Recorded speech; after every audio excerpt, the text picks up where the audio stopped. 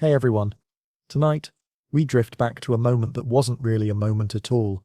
It's the beginning of everything, the birth of space, time, matter, and light.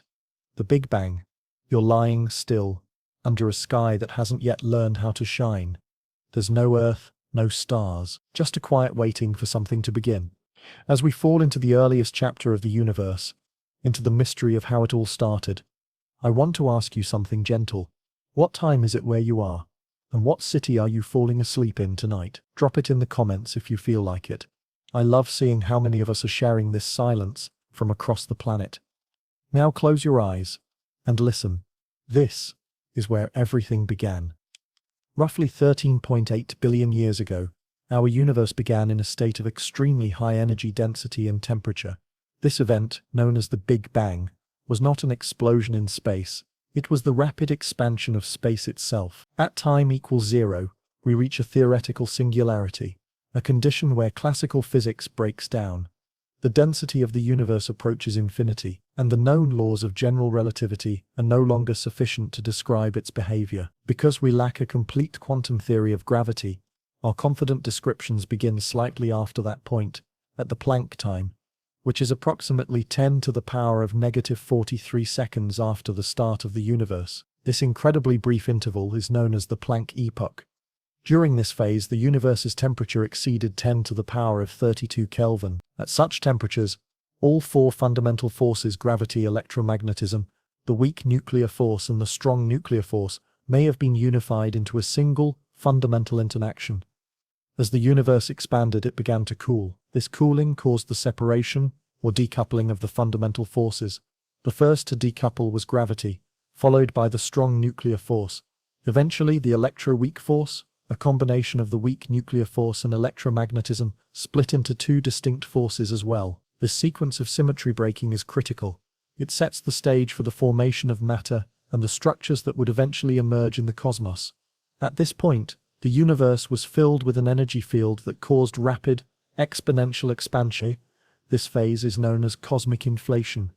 Inflation occurred approximately 10 to the power of negative 36 seconds after the Big Bang, and lasted until about 10 to the power of negative 32 seconds. In this infinitesimal fraction of a second, the universe expanded by a factor of at least 10 to the power of 26. That's more than a trillion times its previous size. Why is inflation important? It solves several critical problems in early cosmology. First, the horizon problem. The question of why distant regions of the universe have nearly identical temperatures, even though they appear too far apart to have exchanged energy or information. Inflation explains this by suggesting that these regions were once much closer before being rapidly pushed apart. Second, the flatness problem. The observation that the universe appears to be geometrically flat on large scales. Inflation would have stretched any initial curvature, rendering the observable universe effectively flat. And third, the monopole problem. The lack of observation of magnetic monopoles, which certain grand unified theories predict should exist. Inflation would have diluted their presence to undetectable levels.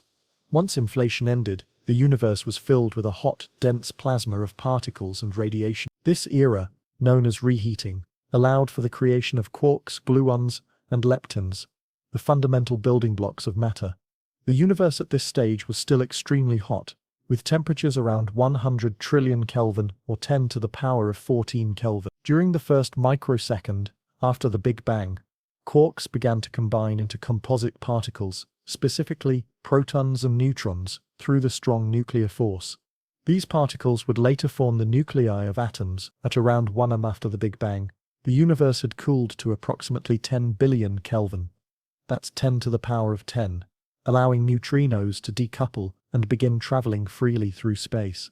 This moment marks the beginning of the neutrino background. During this same period, electrons and positrons annihilated each other.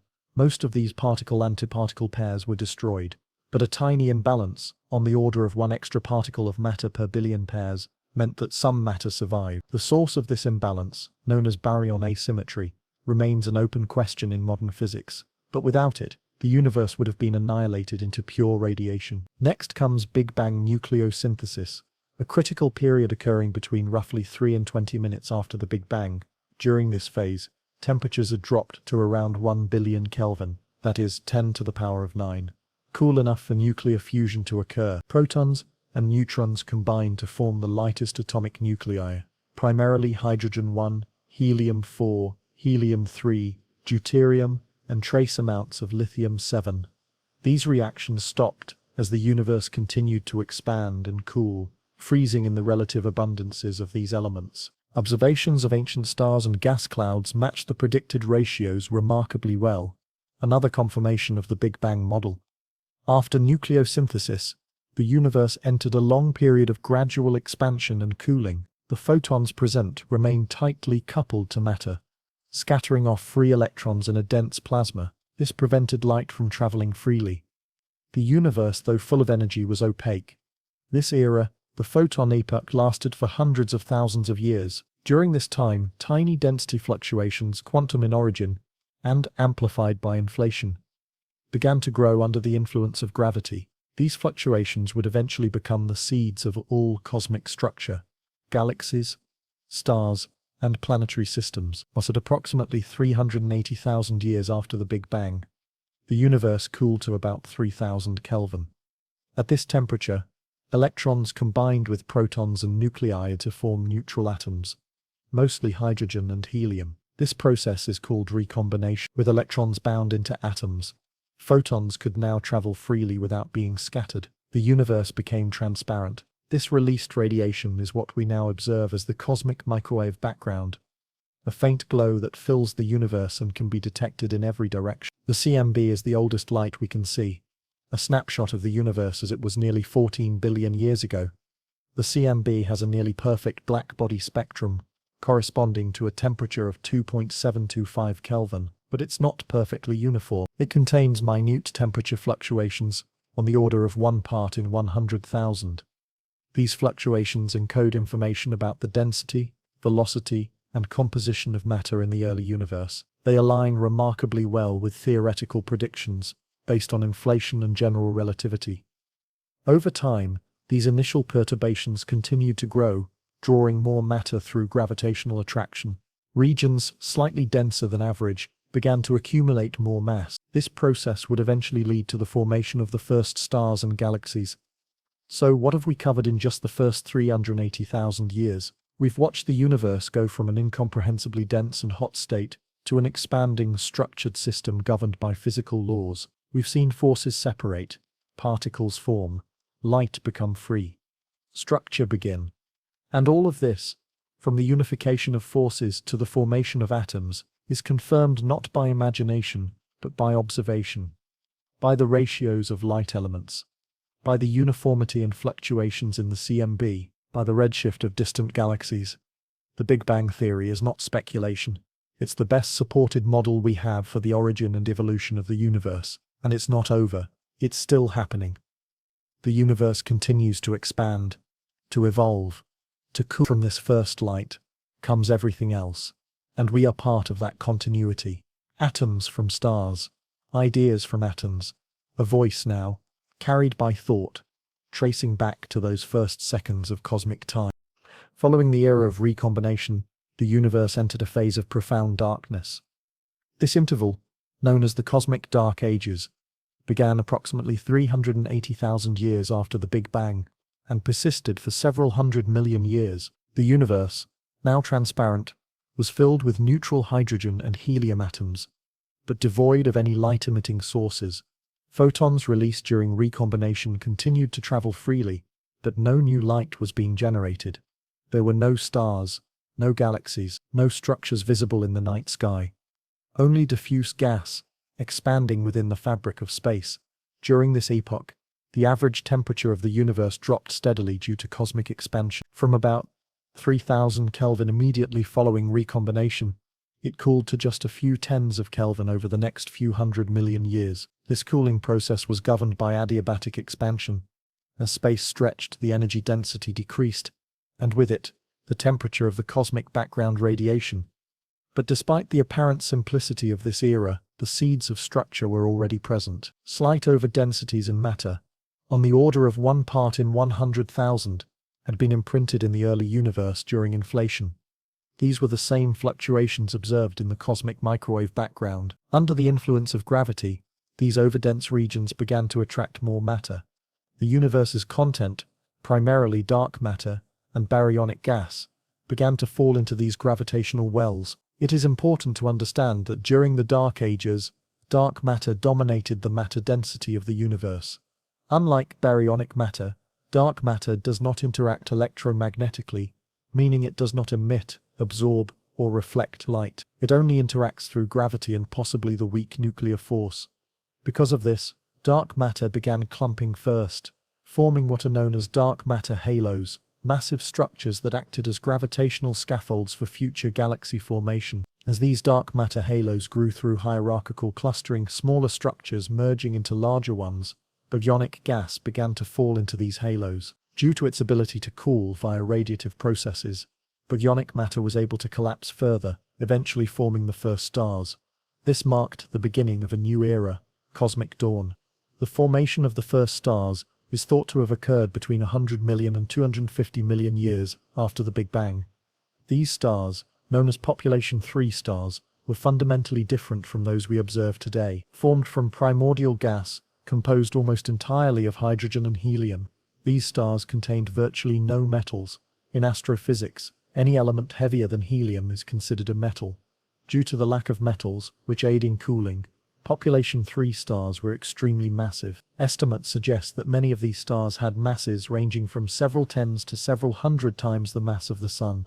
Their massive size made them very luminous and very short-lived. Most would exhaust their nuclear fuel within a few million years and end their lives in spectacular supernova explosions, or for the most massive ones, direct collapse into black holes.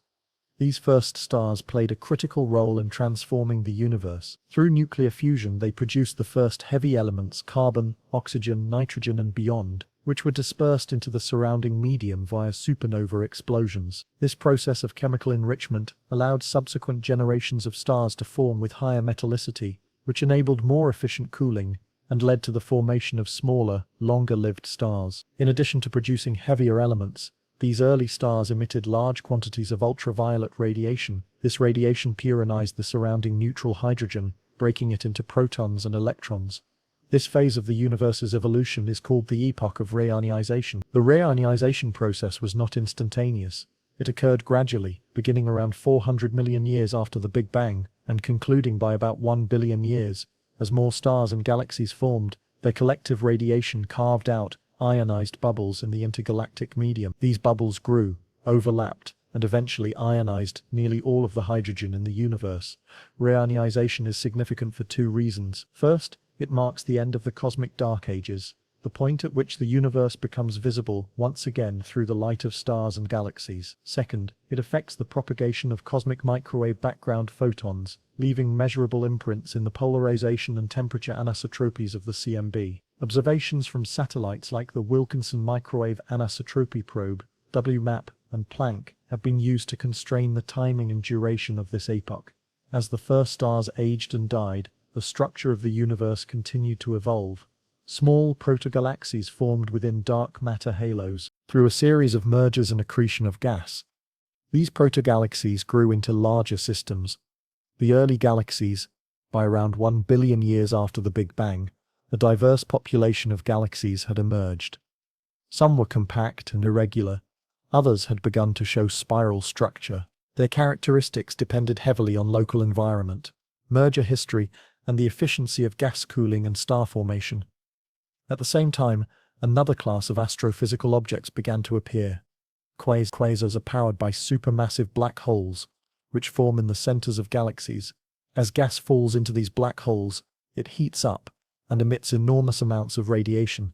This makes quasars some of the brightest objects in the universe, visible across billions of light-years. The discovery of quasars at redshifts greater than 6, meaning they are seen as they were when the universe was less than 1 billion years old, indicates that supermassive black holes, with masses exceeding 1 billion times that of the Sun, formed very early in cosmic history. How such massive black holes grew so quickly remains an open question.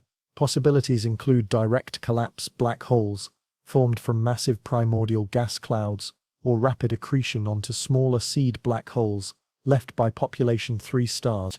Observations of high redshift galaxies using instruments like the Hubble Space Telescope and More recently, the James Webb Space Telescope have allowed astronomers to peer deeper into this formative epoch. These observations reveal galaxies that are small, irregular, and forming stars at rates far higher than most modern galaxies. The star formation rate density of the universe peaked between 1.5 and 3 billion years after the Big Bang, a period known as cosmic noon. During this time, galaxies experienced rapid growth through mergers and the accumulation of cold gas from the intergalactic medium. The inflow of gas fueled star formation and the growth of central black holes, supernova feedback, radiation pressure, and active galactic nuclei played roles in regulating star formation and shaping galactic structure. The large-scale structure of the universe, the cosmic web, continued to evolve. Dark matter halos grew larger and more complex. Galaxies clustered into groups and clusters, connected by filaments of gas and dark matter. Simulations like the Millennium Simulation and the Illustris project have modeled this process in remarkable detail, showing how initial density fluctuations evolve into the complex distribution of matter we observe today. These simulations align with observations of the Lyman alpha forest, the absorption line seen in the spectra of distant quasars, caused by intervening clouds of hydrogen gas. The distribution of these absorption lines provides a map of matter density along the line of sight, confirming the filamentary structure predicted by theory. By 2 billion years after the Big Bang, many galaxies had evolved into recognizable shapes. Spiral galaxies with rotating disks of stars and gas began to appear.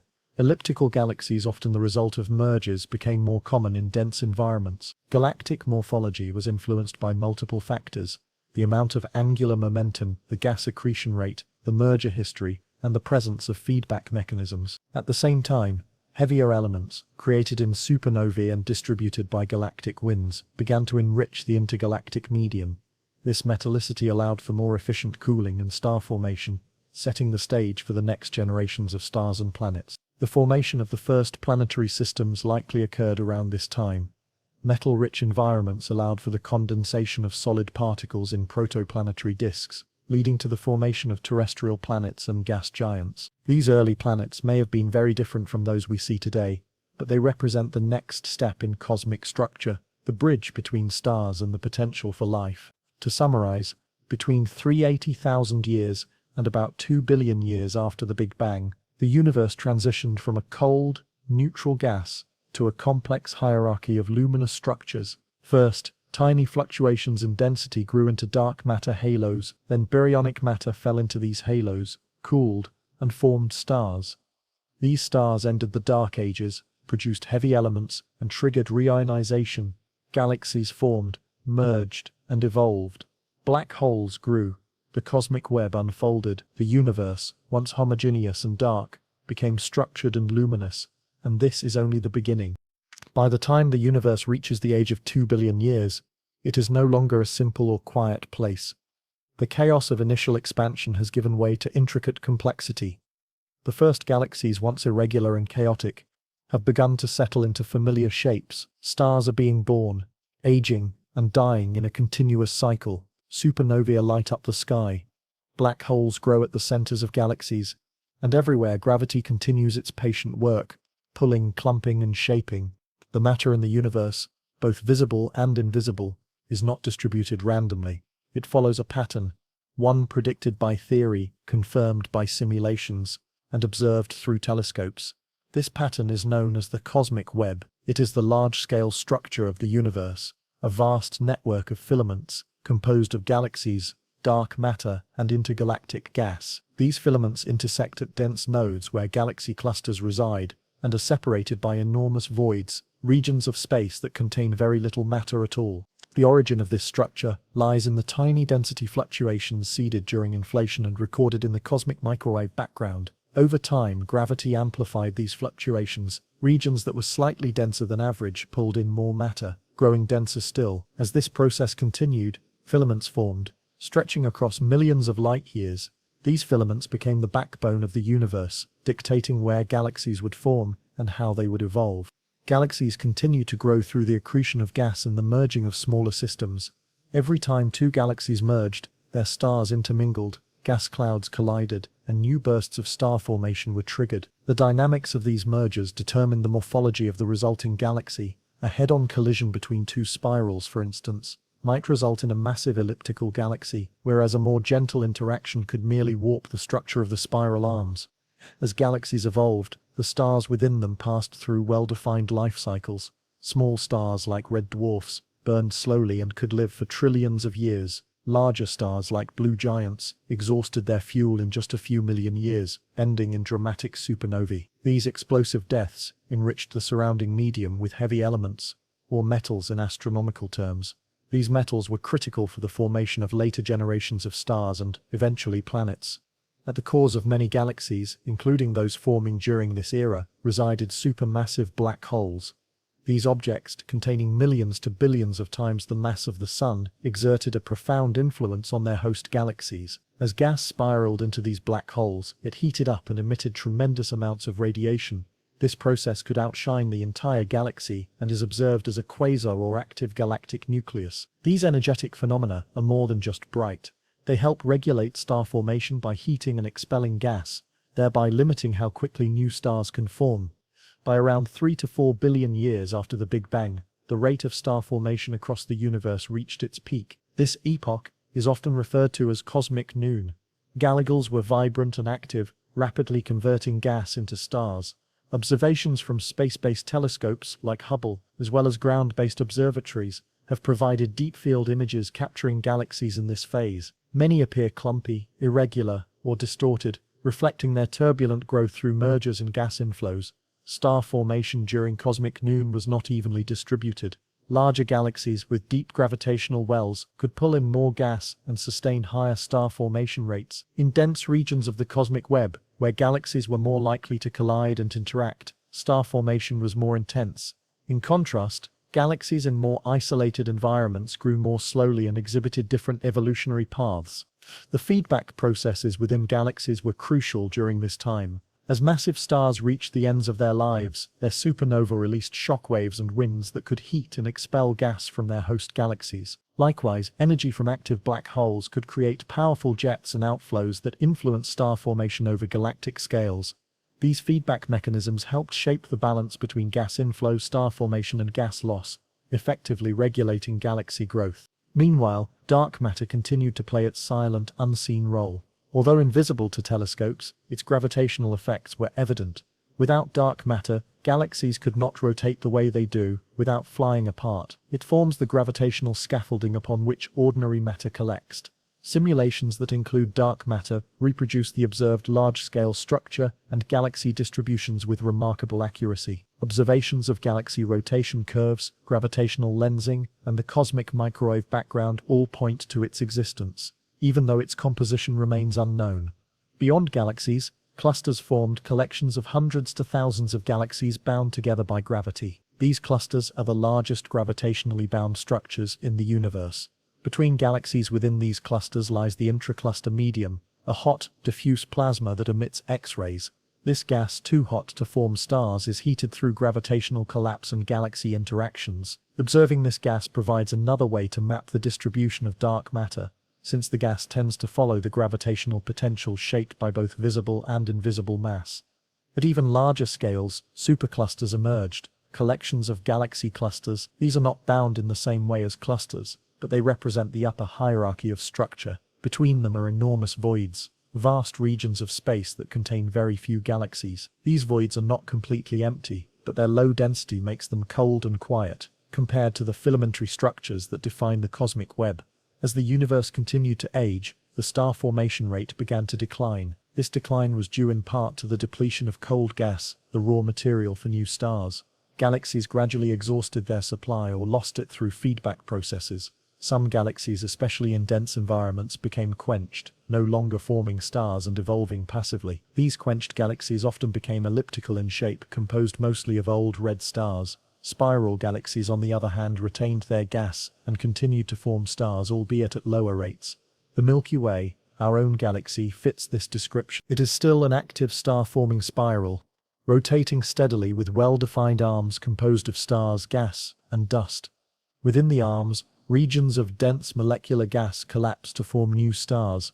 Stellar nurseries like the Orion Nebula are visible examples of this ongoing process. During this same era, planets formed alongside stars. As gas and dust settled into rotating disks around young stars, particles collided and stuck together, forming planetempsals. These small bodies grew through accretion, eventually forming planets. Some became rocky and terrestrial, others became gas giants. The presence of heavier elements in the surrounding gas, provided by earlier generations of stars, made this planet formation possible. Without the nucleosynthesis from massive stars, elements like iron, silicon, and oxygen would not exist. In the cores of newly formed planets, differentiation occurred. Heavier elements sank inward, forming metallic cores, while lighter materials formed mantles and crusts. Volcanic activity, magnetic fields, atmospheres, all these processes began to unfold. While most planets would remain sterile, the physical conditions necessary for life were being established. Galaxies continued to interact and merge. When two spiral galaxies of similar size merged, the result was often a large elliptical galaxy. The stars within were stirred into random orbits, and star formation could be quenched if gas was consumed or ejected. These massive ellipticals, common in the centers of galaxy clusters, grew larger over time, not by forming new stars but by merging with smaller galaxies in a process known as galactic cannibalism. The processes of merger, interaction, and accretion extended not just to galaxies but also to the supermassive black holes at their centers. When galaxies merged, their central black holes often spiraled toward one another and eventually coalesced. This process released gravitational waves, ripples in spacetime predicted by Einstein's general theory of relativity. The first direct detection of such waves would not come until 2015, but the events that created them began occurring billions of years earlier.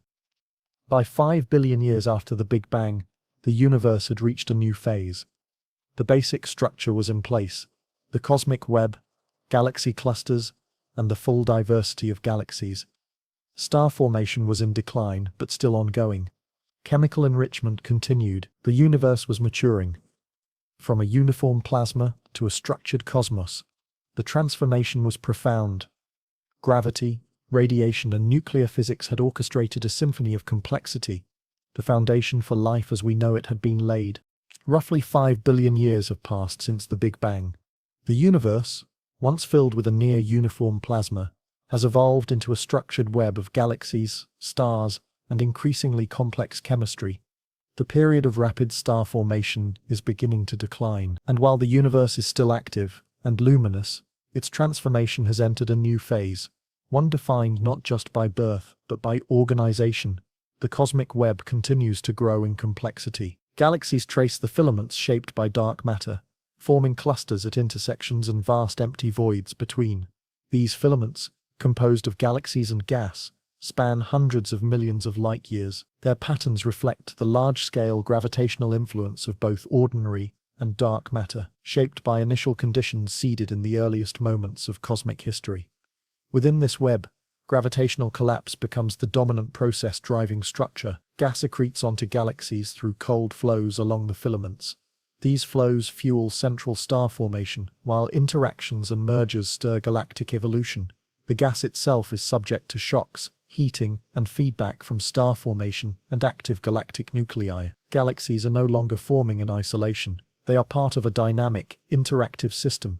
In regions of higher density, galaxy clusters and superclusters, interactions are more frequent and more violent. Galaxies collide and merge, altering their morphology and internal structure. Tidal forces distort spiral arms, compress gas clouds, and trigger starburst episodes. The heating of gas is a critical factor in this era. Shock waves from mergers and accretion heat the intergalactic and intracluster medium to temperatures exceeding 10 to the power of 7 Kelvin. This gas is hot enough to emit in the X-ray spectrum, and it becomes observable through telescopes designed to detect high-energy photons. Meanwhile, individual stars continue their life cycles across a range of environments. Low-mass stars evolve slowly, fusing hydrogen in their cores for billions of years. High-mass stars progress more rapidly, fusing heavier elements until they reach iron. When fusion no longer yields energy, their cores collapse, triggering core collapse, supernova. These explosions are responsible for synthesizing many of the elements heavier than iron. They also deposit vast amounts of energy into the interstellar medium. This energy heats surrounding gas, drives galactic winds, and regulates star formation. Supernova feedback, alongside radiation pressure and stellar winds, creates a self-regulating mechanism. Stars give rise to the conditions that eventually halt further star formation. Another form of feedback originates from supermassive black holes. When material falls into these objects, it forms an accretion disk that becomes extremely hot due to friction and compression. Jets and outflows launched from this environment can reach hundreds of thousands of light-years, depositing energy far beyond the host galaxy. This feedback suppresses gas cooling in the surrounding halo, limiting the formation of new stars. At this stage, galaxies begin to diverge more clearly into categories. Some remain star-forming, with ongoing accretion and relatively undisturbed morphologies. These are typically spiral galaxies with prominent disks, central bulges, and rotating arms. Others evolve into ellipticals, larger, more spheroidal systems composed primarily of older stars. These often result from major mergers, which disrupt disk structure and exhaust or eject star-forming gas. Galaxy morphology is not fixed, but statistical. The outcome depends on environment, mass, merger history, and gas content. Over time, galaxies tend to migrate from the blue cloud, active star-forming galaxies, to the red sequence, where star formation is minimal and evolution becomes passive.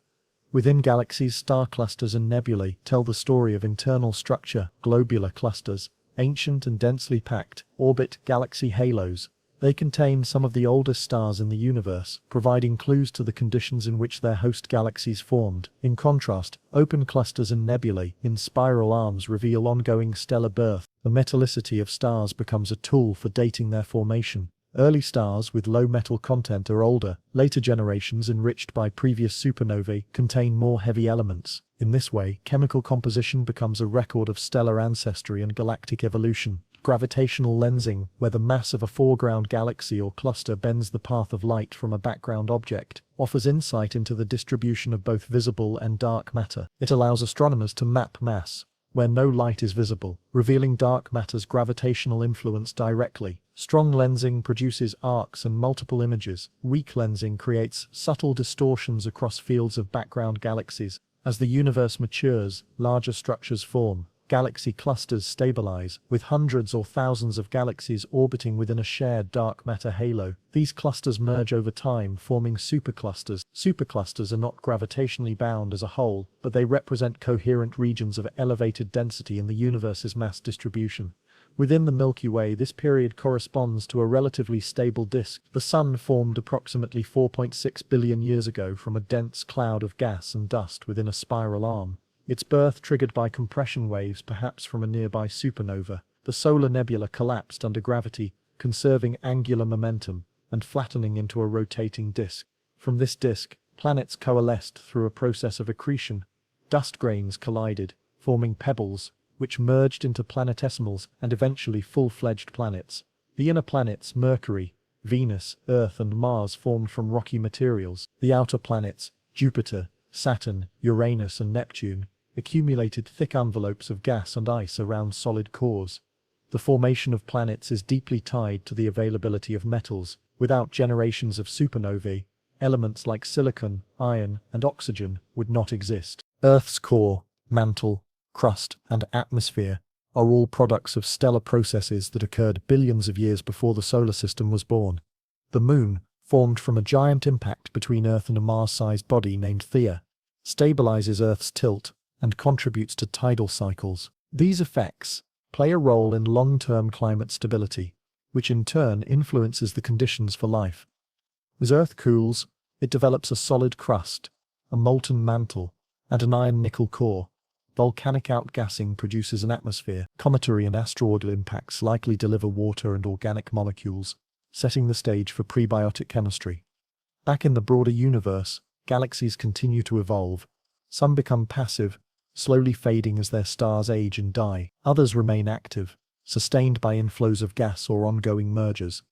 The distribution of galaxy types shifts, with elliptical galaxies becoming more dominant in clusters and spirals more common in the field. The cosmic star formation rate continues to fall. The gas that once fueled galaxies is either consumed or heated beyond the ability to cool. Massive galaxies tend to shut down first. Smaller galaxies with less intense feedback and lower mass halos continue to form stars at lower rates. Throughout this time, supermassive black holes grow in tandem with their galaxies. Observations show a correlation between black hole mass and the stellar velocity dispersion of the host galaxies bulge. This implies coevolution, a feedback loop between galactic growth and central black hole accretion. Gravitational wave events continue to occur as black holes and neutron stars merge. Each collision sends ripples through space-time, carrying information about their masses, spins, and orbits. Though imperceptible to humans directly, these waves stretch and squeeze space itself as they pass. By 7 to 8 billion years after the Big Bang, dark energy becomes dominant. This mysterious form of energy, thought to be intrinsic to the vacuum of space, drives the acceleration of cosmic expansion. Observations of distant Type 1a supernovae confirmed this acceleration in the late 1990s. Now it shapes the ultimate fate of the universe. Gravity binds galaxies and clusters together, but dark energy stretches the space between them. The cosmic web remains intact locally, but on the largest scales, galaxies drift further apart. The observable universe begins to thin out, not in content, but in connectivity. The organization of the universe continues, but the forces shaping it now face limits.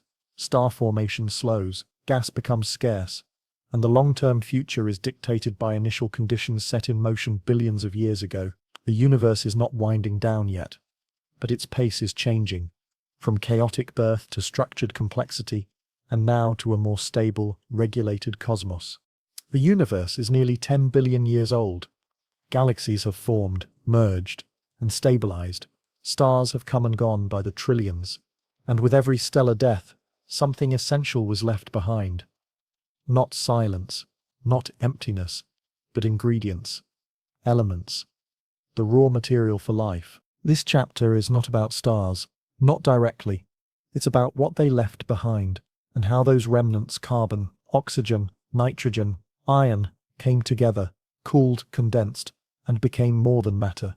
They became systems, they became chemistry, and eventually they became us. The path to life is not a simple one, but it starts with something very specific: the fusion processes inside stars. When a star begins burning hydrogen into helium, it's just getting started. In more massive stars, helium fuses into carbon, carbon into oxygen, then neon, magnesium, silicon, and finally, iron. Iron is the end of the road. It doesn't release energy when fused, and when it builds up in a star's core, the pressure balance breaks. The core collapses, the outer layers explode, and in that explosion new elements form, heavier ones: gold, uranium, lead. This is where the periodic table comes from, not from Earth, but from stars that no longer exist.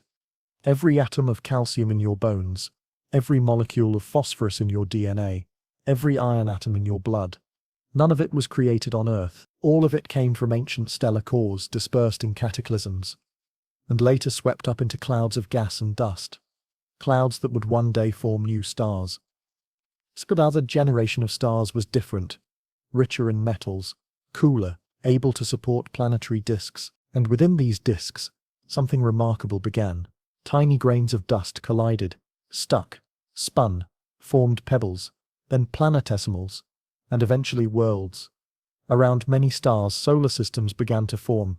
In the inner regions of the disk, heat drove out lighter elements. What remained were silicates, metals and carbon, perfect for building terrestrial planets. In the colder outer zones, ice could survive. These regions formed gas giants, massive planets with thick atmospheres, and beyond those, icy bodies formed: comets, dwarf planets and frozen relics. The architecture varied, but the chemistry was common. By the time Earth formed, 4.6 billion years ago, the universe had been building the ingredients for life for billions of years. Our solar system condensed from a cloud enriched by countless stars before it. You could call Earth a second-generation world, or third, or more. But what matters is this: it had what it needed. Stable star, liquid water, a rocky surface, a magnetic field, and the right chemistry. After formation, Earth was hot and violent, bombarded by comets and asteroids. Its surface boiled, its atmosphere toxic, but time worked patiently. Water vapor condensed, oceans formed, volcanoes spewed gases, carbon dioxide, methane, nitrogen. In this new wet world, simple molecules floated freely. They absorbed energy, they linked, They broke apart. They reformed. And in the quiet shallows or deep vents, something changed. A molecule formed that could copy itself. That's the beginning. Not of life as we know it, but of replication, of inheritance, of evolution. From that point forward, complexity built on itself. Single-celled organisms, then cooperation, symbiosis, cell walls, nuclei, organelles, energy systems, and eventually, multicellularity. The leap from chemistry to biology didn't happen in a flash. It was a gradual shaping of systems that could endure change, copy themselves, and adapt to their environment. Over billions of years, this microscopic life altered the planet. Cyanobacteria began releasing oxygen, a waste product of photosynthesis. That oxygen changed the oceans, then the sky, then the chemistry of everything. Most life forms died in the face of this new gas, but others adapted, used oxygen to extract more energy from food, and those that did, they evolved faster, larger, more complex. The timeline is slow, but the direction is clear. Sponges, jellyfish, fish, amphibians, reptiles, mammals, intelligence, and at no point did the laws of physics change. All of it, from atoms to awareness, followed the same rules. Stars die, metals form, planets gather, molecules combine, systems replicate, brains emerge, questions form. And eventually one of those brains looks up at the stars and wonders where it came from. The answer? From exactly what it's made of. The carbon in its cells, the oxygen it breathes, the water that flows through it, the calcium in its bones, the iron in its blood. Every atom once part of something ancient, distant, and luminous. We don't exist outside the story of the universe. We are its continuation. We are what happens when stars rearrange themselves slowly enough to start asking why. And in doing so, we close a loop. Because through us, the universe is learning about itself. Orbiting our planet with serene consistency, the moon seems timeless. It hangs in the sky as a silent witness to Earth's history, casting soft shadows and guiding the rhythms of tides and time. But the moon is not an eternal companion. Its presence is the product of violence, a relic of a collision so vast, so transformative, that it reshaped not just our planet, but the story of how moons can be born. In the early chaos of the solar system, the newborn Earth was still molten, still gathering mass from countless impacts. Its surface roiled with magma, its atmosphere thick with volcanic gases, and its orbit far from serene. Among the many planetary embryos roaming the inner solar system was one, roughly the size of Mars. Today we call it Theia, and on a fateful trajectory, Theia struck Earth. This was no glancing blow. The impact was colossal, delivering energy beyond comprehension. Theia's metallic core sank into Earth's interior, merging with our planet's growing core. But the outer layers of both bodies were torn apart. Vast plumes of molten rock, silicate vapor, and debris were ejected into orbit, forming a disk of incandescent rubble circling the Earth. This disk did not remain scattered for long. Gravity began to sculpt it, clumping particles, fusing them and gradually forming a single body. Within months to years, this ring of debris coalesced into what we now know as the Moon. Unlike many moons in the solar system, which were captured by their planets or formed alongside them, Earth's moon was born of collision. The child of chaos forged in the wake of planetary violence. The evidence for this scenario lies in the moon's composition. Its isotopic fingerprints match Earth's outer layers almost exactly, suggesting a shared origin. It is also depleted in volatile elements consistent with formation from a superheated debris disk. The moon's relatively small iron core supports the idea that much of Theia's metal was absorbed by Earth, while its outer mantle became part of the moon.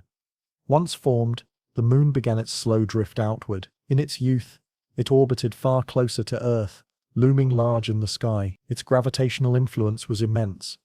Earth's rotation was faster then, and the moon's gravity raised powerful tides, stretching oceans, flexing the crust, and gradually transferring angular momentum from the Earth to the moon. This process, known as tidal interaction, caused Earth's rotation to slow while pushing the moon farther away. Even today, the moon recedes from Earth by about 3.8 centimeters per year. In the distant past, a day on Earth may have lasted only 6 hours, and the moon appeared 3 times larger in the sky. Its tides were not just gentle waves but dramatic forces, shaping coastlines and perhaps stirring the chemistry of early life. The presence of the moon has shaped Earth in profound ways. Its gravitational pull stabilizes our planet's axial tilt, preventing extreme variations in climate. Without the moon, Earth might wobble more chaotically, leading to severe and unpredictable shifts in seasons and temperatures. This long-term stability could have been a crucial factor in the development and persistence of life.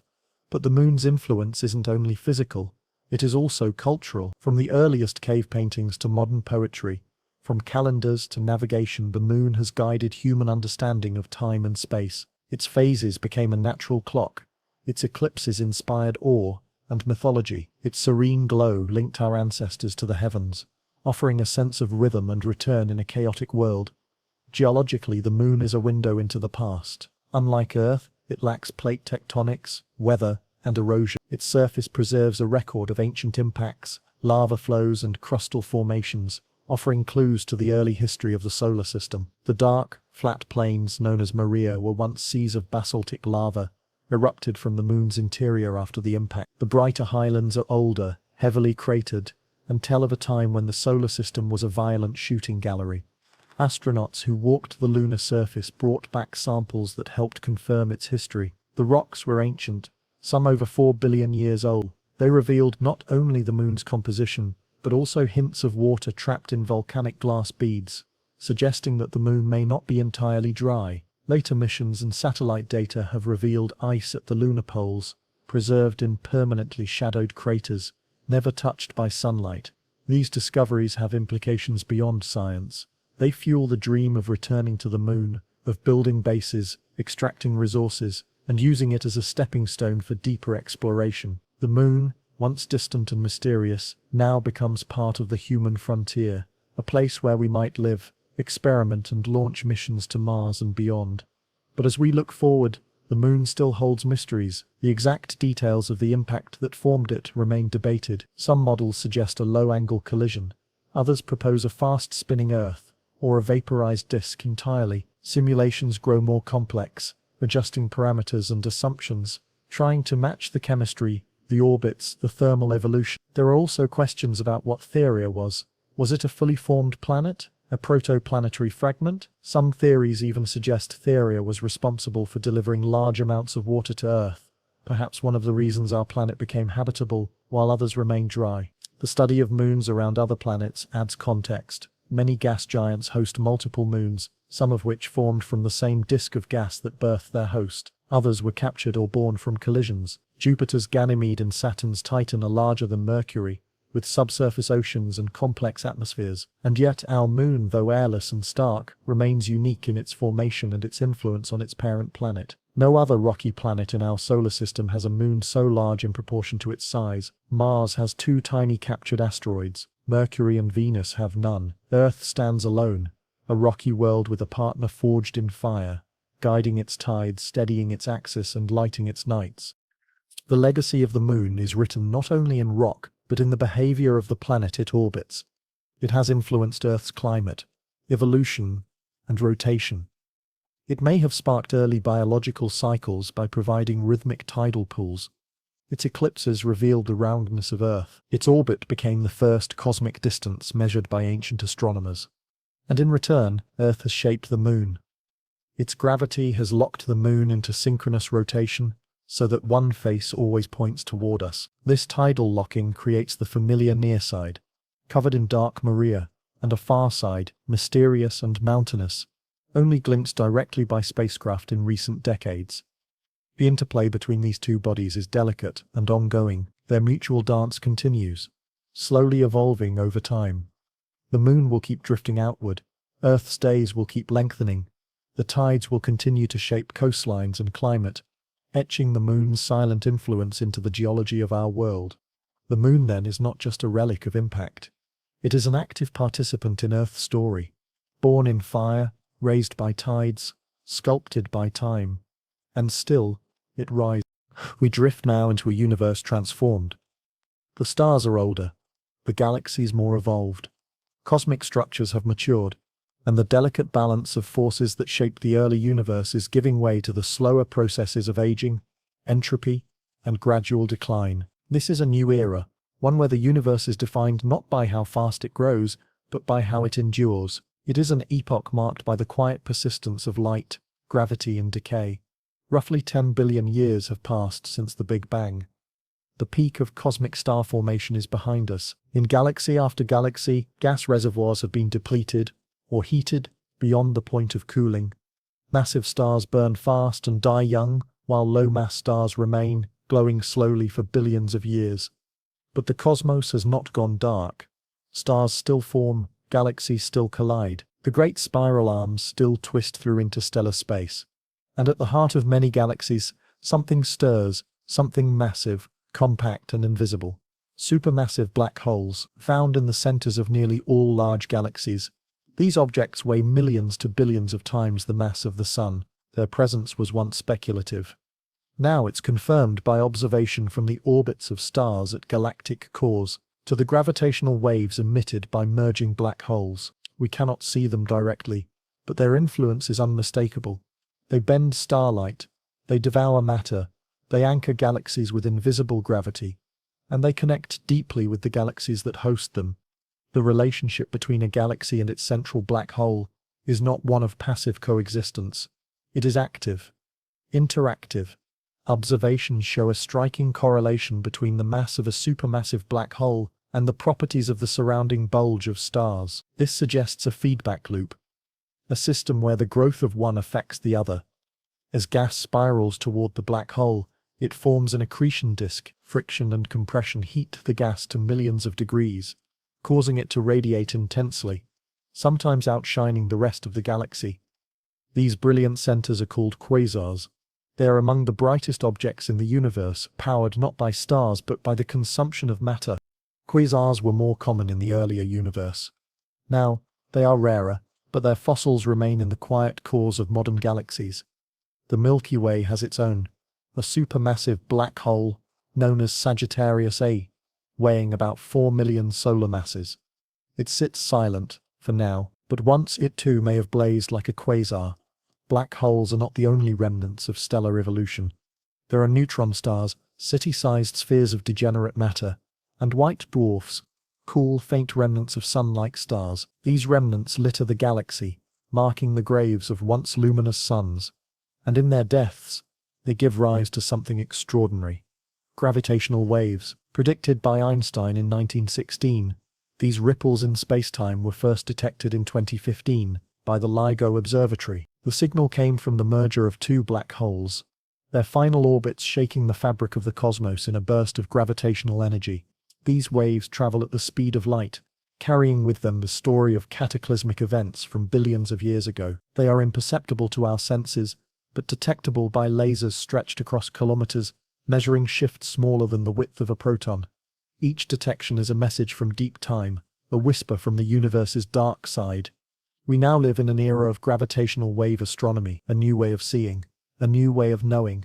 Through these waves, we peer into the most violent events in the cosmos, collisions of neutron stars, mergers of black holes, and the echoes of a restless universe.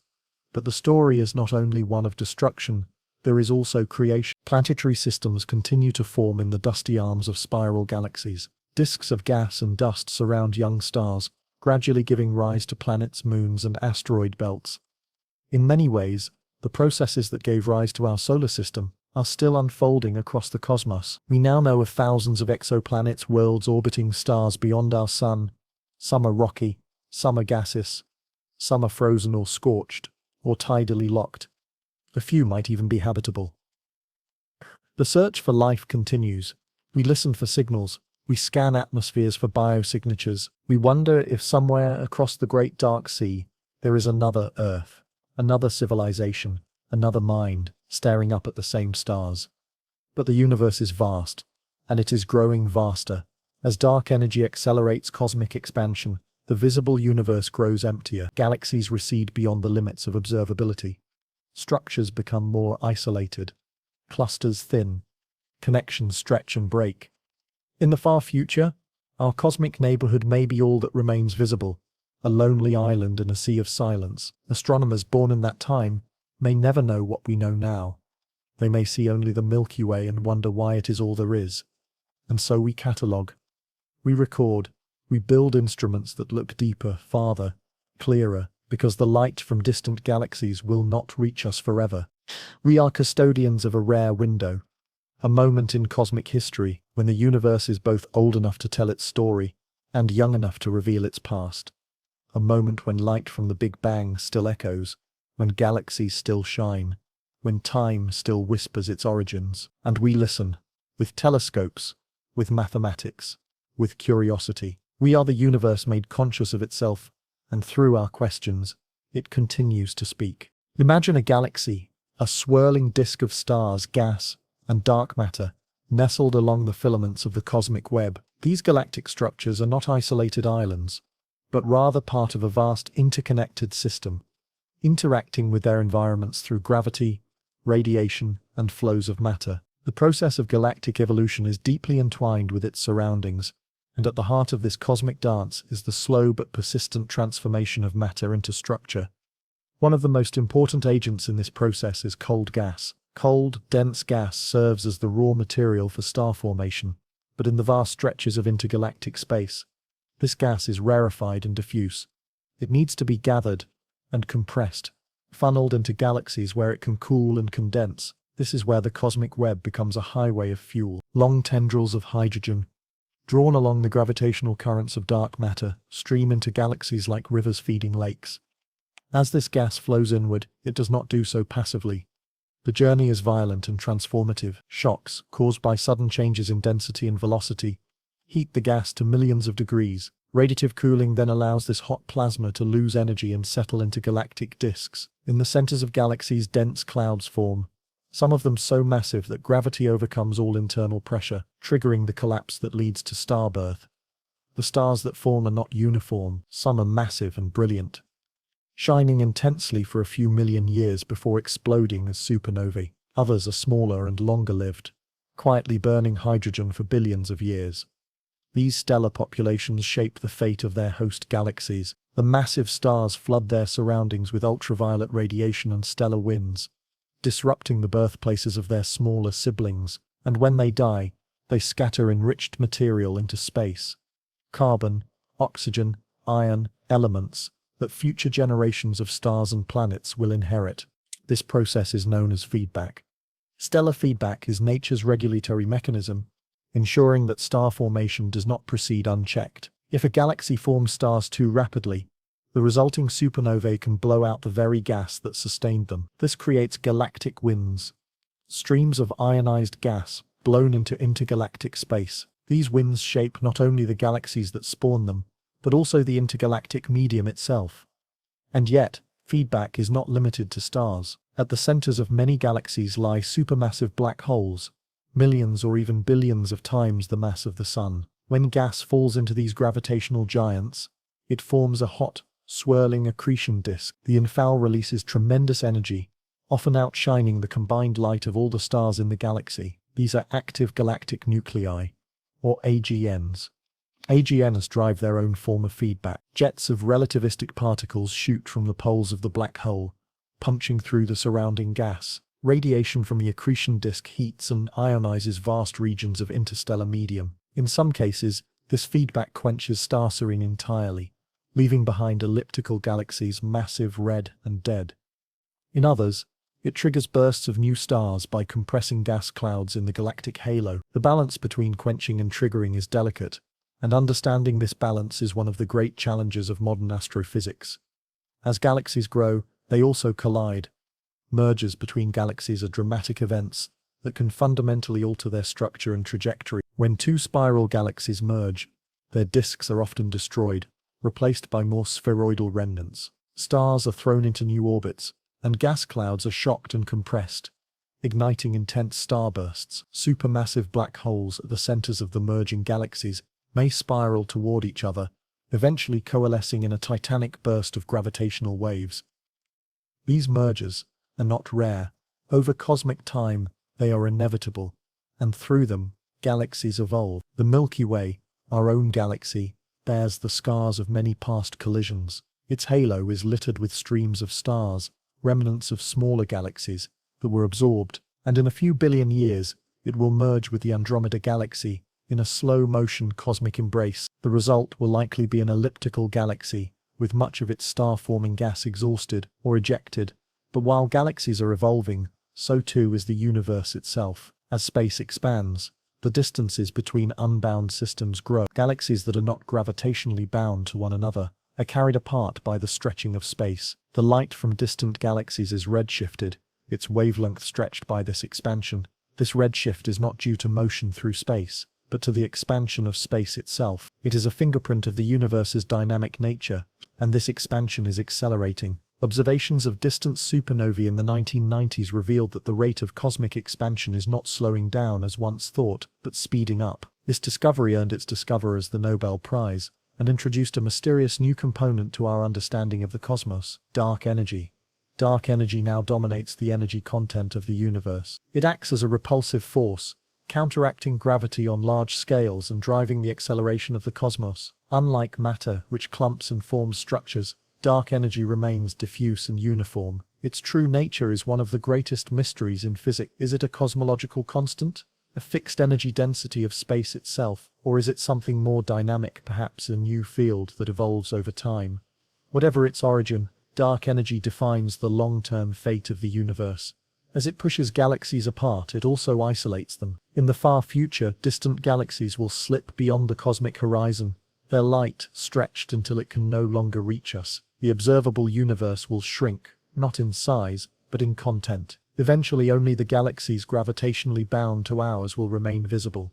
This scenario has profound implications. In 1 trillion years, cosmology as we know it may become impossible. The cosmic microwave background, the afterglow of the Big Bang, will be redshifted into undetectable wavelengths. The evidence of cosmic expansion will vanish. Future astronomers, if they exist, might conclude they live in a static, eternal universe. The clues we use today to understand our origins will be hidden by the very expansion they helped us discover. And yet, this is not an end. It is simply a new chapter. The universe does not stop evolving just because we lose sight of its distant parts. Stars will continue to form in the remaining galaxies. Planets will orbit. Life may still emerge, adapt, and wonder. In a cosmos defined by change, meaning is always local, anchored in the systems we can observe, the structures we inhabit, and the questions we dare to ask. Even now we peer further and further into space and time, using telescopes that collect light from the dawn of galaxies. Each photon is a message from the past, traveling for billions of years to reach us. These messages tell of gas cooling, stars forming, galaxies colliding, and black holes roaring with energy. They are chapters in a story that began with the simplest ingredients, governed by the laws of physics and sculpted by gravity and light. And as we listen to this story, we find ourselves within it. We are not separate from the universe. We are its product, its witness, and its voice. The universe is vast, but it is also knowable, and in our pursuit to understand its origins, we discover not just what is out there, but what we are. We continue. In the quiet aftermath of star formation and galactic growth, a profound transformation takes place deep within the hearts of stars. It is here, in the blinding cores of these luminous spheres, that the universe performs its most intricate alchemy. Hydrogen, the simplest and most abundant element, is fused into helium. But this is only the beginning. Over time, and under the right conditions, the cosmos builds from this simplicity toward complexity, toward the creation of the elements that make up everything we know. From the iron in our blood to the calcium in our bones, from the oxygen we breathe to the carbon that forms the backbone of organic life, every atom heavier than helium was forged in a stellar furnace. The early universe, born of the Big Bang, gave us hydrogen and helium, with trace amounts of lithium and beryllium. But the rest, the vast array of heavier elements, would wait billions of years to emerge, sculpted in the cores of stars and released in their explosive deaths. The process of stellar nucleosynthesis begins once a star ignites. In its core, intense heat and pressure strip atoms of their electrons, forming a plasma where nuclei collide with enough energy to overcome their mutual repulsion. When two protons collide at high speed, they can stick together through the strong nuclear force, briefly forming deuterium, a proton and a neutron bound as one. This reaction, followed by others, produces helium from hydrogen in a chain known as the proton-proton cycle. This reaction powers stars like our Sun, releasing energy in the form of gamma rays, neutrinos and kinetic motion. It is this steady release of energy that counteracts the inward pull of gravity, allowing a star to maintain equilibrium for billions of years. Stars come in many sizes, and their paths through life vary accordingly. Small stars, like red dwarfs, burn their fuel slowly and may never go beyond hydrogen and helium. Larger stars, however, live fast and die young. Their immense gravity allows them to ignite increasingly heavy elements in a sequence of nuclear burning stages. As a massive star exhausts its hydrogen, it contracts and heats up, allowing helium to fuse into carbon and oxygen. As it continues to collapse and reignite, it burns through heavier fuels, carbon to neon, neon to oxygen, oxygen to silicon. Each stage of fusion occurs in an increasingly nested shell around the core, like the layers of an onion, with the heaviest elements at the center. The final product of this chain is iron. But iron presents a unique problem. While previous fusion stages release energy, fusing iron consumes it. Iron sits at the bottom of the nuclear energy curve. No energy can be gained by fusing it or splitting it. When a star builds an iron core, its fate is sealed. Without the pressure from fusion to support it, the iron core collapses under its own gravity. In a fraction of a second, the core implodes. Protons and electrons combine into neutrons, and a shockwave rebounds outward. The result is a supernova, a violent explosion that outshines an entire galaxy for a brief moment. It is in this brief, intense inferno that the universe unlocks its next alchemical chapter. Supernovae are not just endings, they are crucibles. The shockwave and intense neutron flux create an environment where atomic nuclei can rapidly capture neutrons, forming elements heavier than iron, gold, platinum, uranium, and dozens more. This process, known as rapid neutron capture, or the Raw process, is responsible for creating some of the rarest and most precious elements in the cosmos. And once formed, these elements are cast out into space, seeded into the interstellar medium. The debris from the supernova becomes part of the next generation of stars, planets, and perhaps even life. Each breath you take contains oxygen forged in a dying star. The gold in a wedding ring was once part of a cataclysmic explosion. The calcium in your teeth was born in a stellar furnace. This cosmic recycling is not limited to supernovae. Some of the heaviest elements may also be forged in the collisions of neutron stars, ultra-dense remnants of massive stars. When two neutron stars spiral into each other and merge, they release vast quantities of heavy elements in a flash known as a kilonova. Observations of gravitational waves and electromagnetic signatures from these events have confirmed that they are likely a major source of the universe's gold and platinum. These processes, supernovae, kilonovae, and stellar fusion, form the backbone of cosmic chemistry. They dictate the abundance of elements in galaxies, in stars, and eventually in planetary systems. They shape the potential for life. A young universe filled only with hydrogen and helium could never host biology. As we know, it took generations of stars, living and dying, to enrich the cosmos with the ingredients of complexity. And so we find ourselves in a universe where planets like Earth can exist, formed from the remnants of long-dead stars. The solar system itself is a product of such recycling. About 4.6 billion years ago, a cloud of gas and dust enriched by previous supernovae collapsed under its own gravity. At the center, a new star was born, the Sun. Around it, a disk of material coalesced into planets, moons, comets, and asteroids. The Earth, with its iron core and rocky crust, its oceans and atmosphere, its biosphere and tectonic churn, is a direct consequence of the cosmic alchemy that unfolded over billions of years. Every mountain, every river, every living cell carries the legacy of stellar evolution. The carbon in our cells, the oxygen in our lungs, the nitrogen in our DNA, all once part of stars that lived, died, and gave their ashes to the universe. This perspective is more than poetic. It is a profound truth about the interconnectedness of all things. The story of element formation is not just a narrative about stars, it is our story. Without the synthesis of heavy elements, there could be no rocks, no water, no life, The atoms that form your body were once scattered across the galaxy, dispersed by ancient explosions and gathered again by gravity's patient hand. And this story continues. Even today, stars live and die, forging new elements and scattering them through space. The cosmic abundance of elements is constantly evolving. Astronomers can measure these abundances using spectroscopy, analyzing the light from stars and galaxies to determine their composition. These fingerprints of light allow us to peer into the history of the universe's chemistry, to map the rise of elements over time. Galaxies with older stars often contain fewer heavy elements, what astronomers call lower metallicity. Younger galaxies formed later in cosmic history tend to be more metal-rich, thanks to the accumulated debris of countless stellar deaths. This gradient helps scientists reconstruct the timeline of element formation across the cosmos, and the implications ripple into fields far beyond astronomy. Planetary science, for instance, relies on an understanding of stellar nucleosynthesis to explain the composition of exoplanets. Chemistry, too, finds its foundation in the periodic table, a table whose contents were written in the cores of stars. Even biology, in its deepest sense, is downstream from astrophysics. Without carbon, nitrogen, phosphorus, and oxygen, the molecules of life could not exist. In every cell, every molecule, we carry the echoes of these cosmic forges. The iron in hemoglobin transports oxygen, just as iron once flowed in stellar cores. Phosphorus links strands of DNA, a bridge between past and future, between generation and memory. These elements, formed in distant stars, now whisper in the chemistry of life. And perhaps this is why, when we look up at the night sky, we feel a connection that goes beyond wonder. It is not just beauty, it is recognition. Somewhere, deep within, we remember that we are part of this story, that the stars are not merely distant points of light, but our ancestors in a very real and physical sense.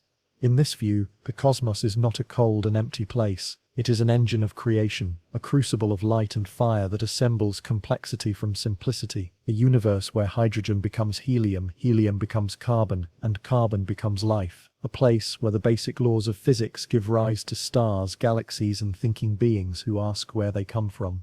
And as we drift further through cosmic time, the process continues. New stars are born from old material, supernovae, flash, and fade. Neutron stars collide in bursts of light. The universe, though it grows older, does not cease its work. It simply changes pace, changes tone, adds new notes to its ongoing symphony. Within every stellar core, within every collapse and rebirth, lies the potential for more elements, more complexity, more pathways leading from the heart of physics to the fabric of experience. The next star to ignite will carry in its furnace the dust of ancient deaths, the blueprints of possibility suspended in orbit, waiting for time, pressure, and gravity to awaken them once again. Across the dark canvas of space, interstellar clouds swirl, faintly illuminated by starlight, their molecules aligning and spinning, preparing for the next act. Cold, silent, yet full of potential, they drift through spiral arms and galactic halos, tracing the outlines of what will become not just matter but the stage upon which new stories will unfold. Around young stars, the story of element formation begins its next transformation. Here, in the glowing aftermath of stellar birth, a new process unfolds, one that turns dust into worlds. These swirling clouds, remnants of ancient stars and newborn fusion, do not remain chaos for long. Gravity takes hold once again, and from the scattered debris orbiting new stars, entire planetary systems begin to form. It starts with a disk. As a molecular cloud collapses to form a star, conservation of angular momentum flattens the remaining gas and dust into a thin, rotating disk around it. This protoplanetary disk, often only a few astronomical units in radius, is rich with potential. In its shimmering lanes of silicates, carbon compounds, water ice, and metal-rich grains lie the raw ingredients of planets, moons, asteroids, and comets. The central star ignites, bathing the surrounding material in radiation. But even as it glows, the disk cools with distance. Near the star, the heat drives off lighter elements, allowing only refractory materials like rock and metal to condense. Farther out, beyond what astronomers call the snow line, temperatures are low enough for volatile compounds, water, methane, ammonia, to freeze and stick to dust grains. This temperature gradient defines what types of planets will eventually form and where. Within this disk, dust begins to collide. Tiny particles bump into each other, sometimes sticking, sometimes bouncing apart. Over time, electrostatic forces help grains cling together, forming larger and more stable clumps. As these pebbles grow, they begin to sweep up more material, evolving into kilometer-sized planetesimals. These rocky or icy bodies are the seeds of planets. The growth of planetesimals marks a shift in momentum. Now gravity begins to dominate. When a body becomes large enough, typically tens to hundreds of kilometers across, it exerts a gravitational influence on its surroundings. It attracts more material, accelerating its growth in a runaway process known as accretion. Collisions become more frequent and more energetic, sometimes fusing bodies together, sometimes shattering them into fragments. In this turbulent phase, called the oligarchic growth stage, a few dominant bodies, protoplanets, begin to clear out their orbits. These growing embryos interact gravitationally, perturbing each other's paths, sometimes leading to orbital resonances, chaotic encounters, and even ejections from the system. The fate of each protoplanet depends on its position, its size, the surrounding density of the disk, and the timing of the star's radiation pressure and stellar winds.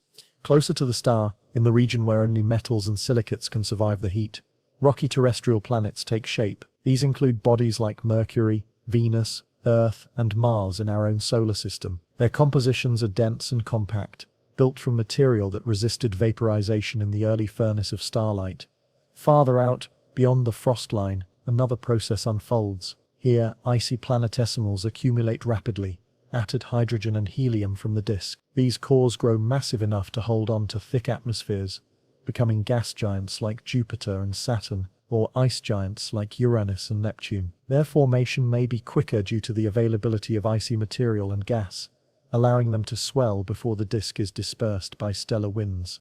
Not all planetesimals become planets. Many remain as asteroids or comets, scattered in belts or distant reservoirs. In our solar system, the asteroid belt lies between Mars and Jupiter, a region where Jupiter's gravity likely prevented a planet from forming. Far beyond Neptune, the Kuiper belt and the Oort cloud hold icy remnants from the solar system's formation, time capsules of primordial material that occasionally drift inward, becoming the comets we see. Planet formation is not a clean process. The final stages involve a period of intense bombardment.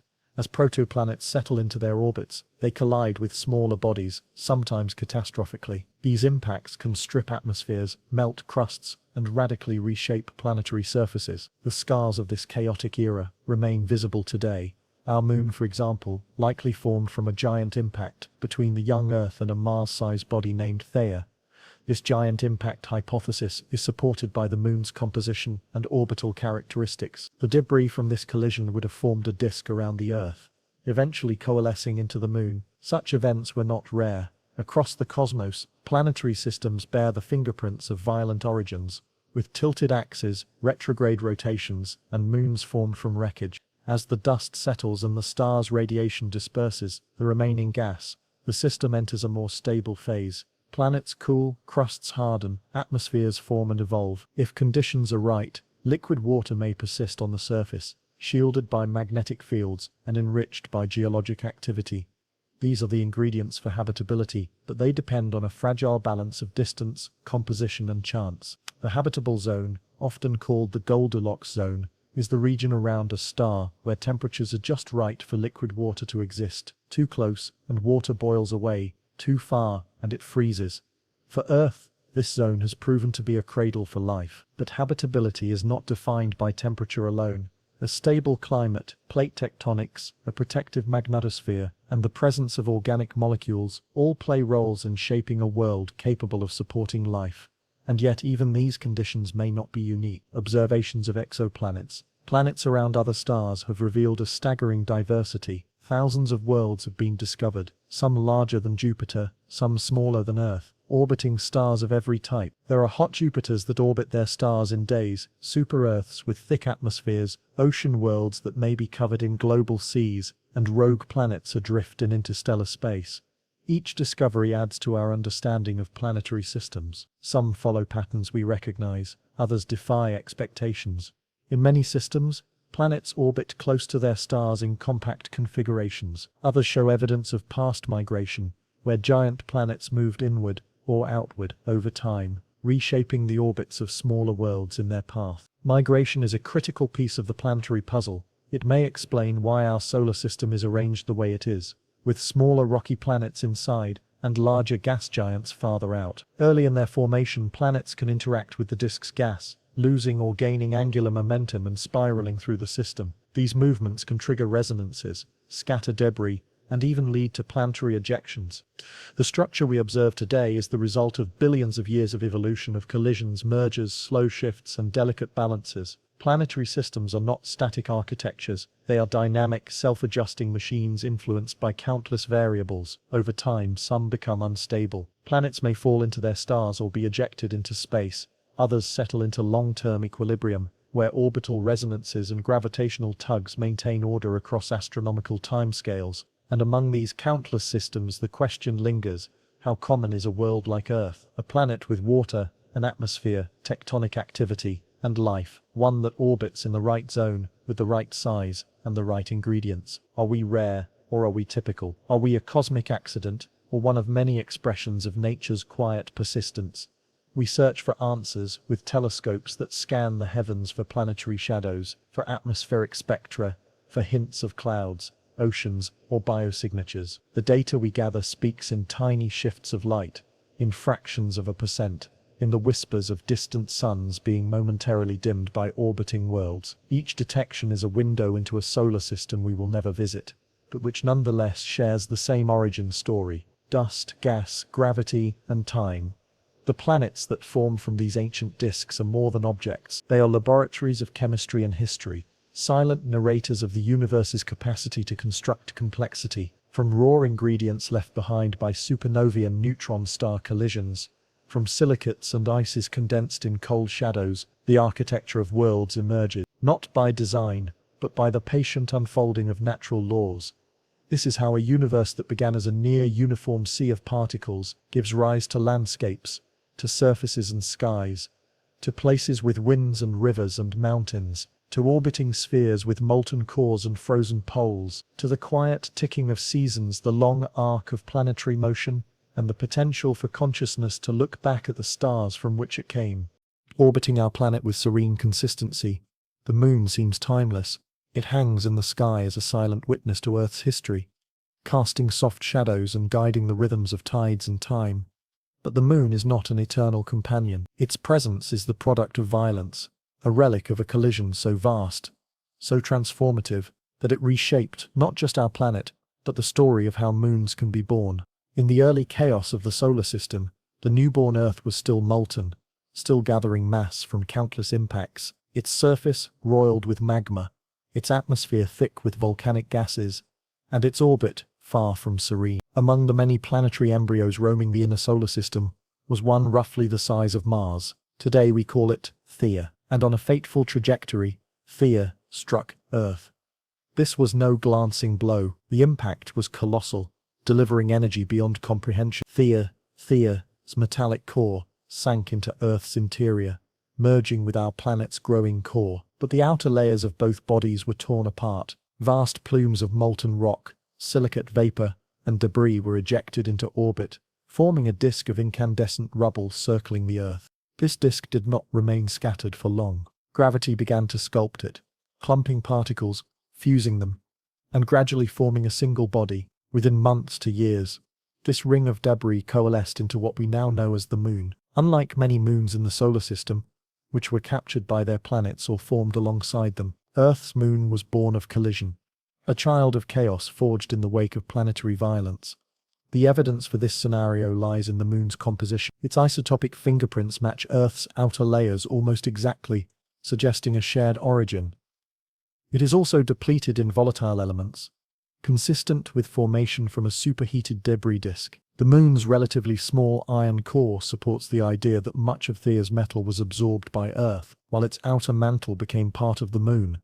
Once formed, the moon began its slow drift outward. In its youth it orbited far closer to Earth, looming large in the sky. Its gravitational influence was immense. Earth's rotation was faster then, and the moon's gravity raised powerful tides, stretching oceans, flexing the crust, and gradually transferring angular momentum from the Earth to the moon. This process, known as tidal interaction, caused Earth's rotation to slow while pushing the moon farther away. Even today, the moon recedes from Earth by about 3.8 centimeters per year. In the distant past, a day on Earth may have lasted only 6 hours, and the moon appeared 3 times larger in the sky. Its tides were not just gentle waves but dramatic forces, shaping coastlines and perhaps stirring the chemistry of early life. The presence of the moon has shaped Earth in profound ways.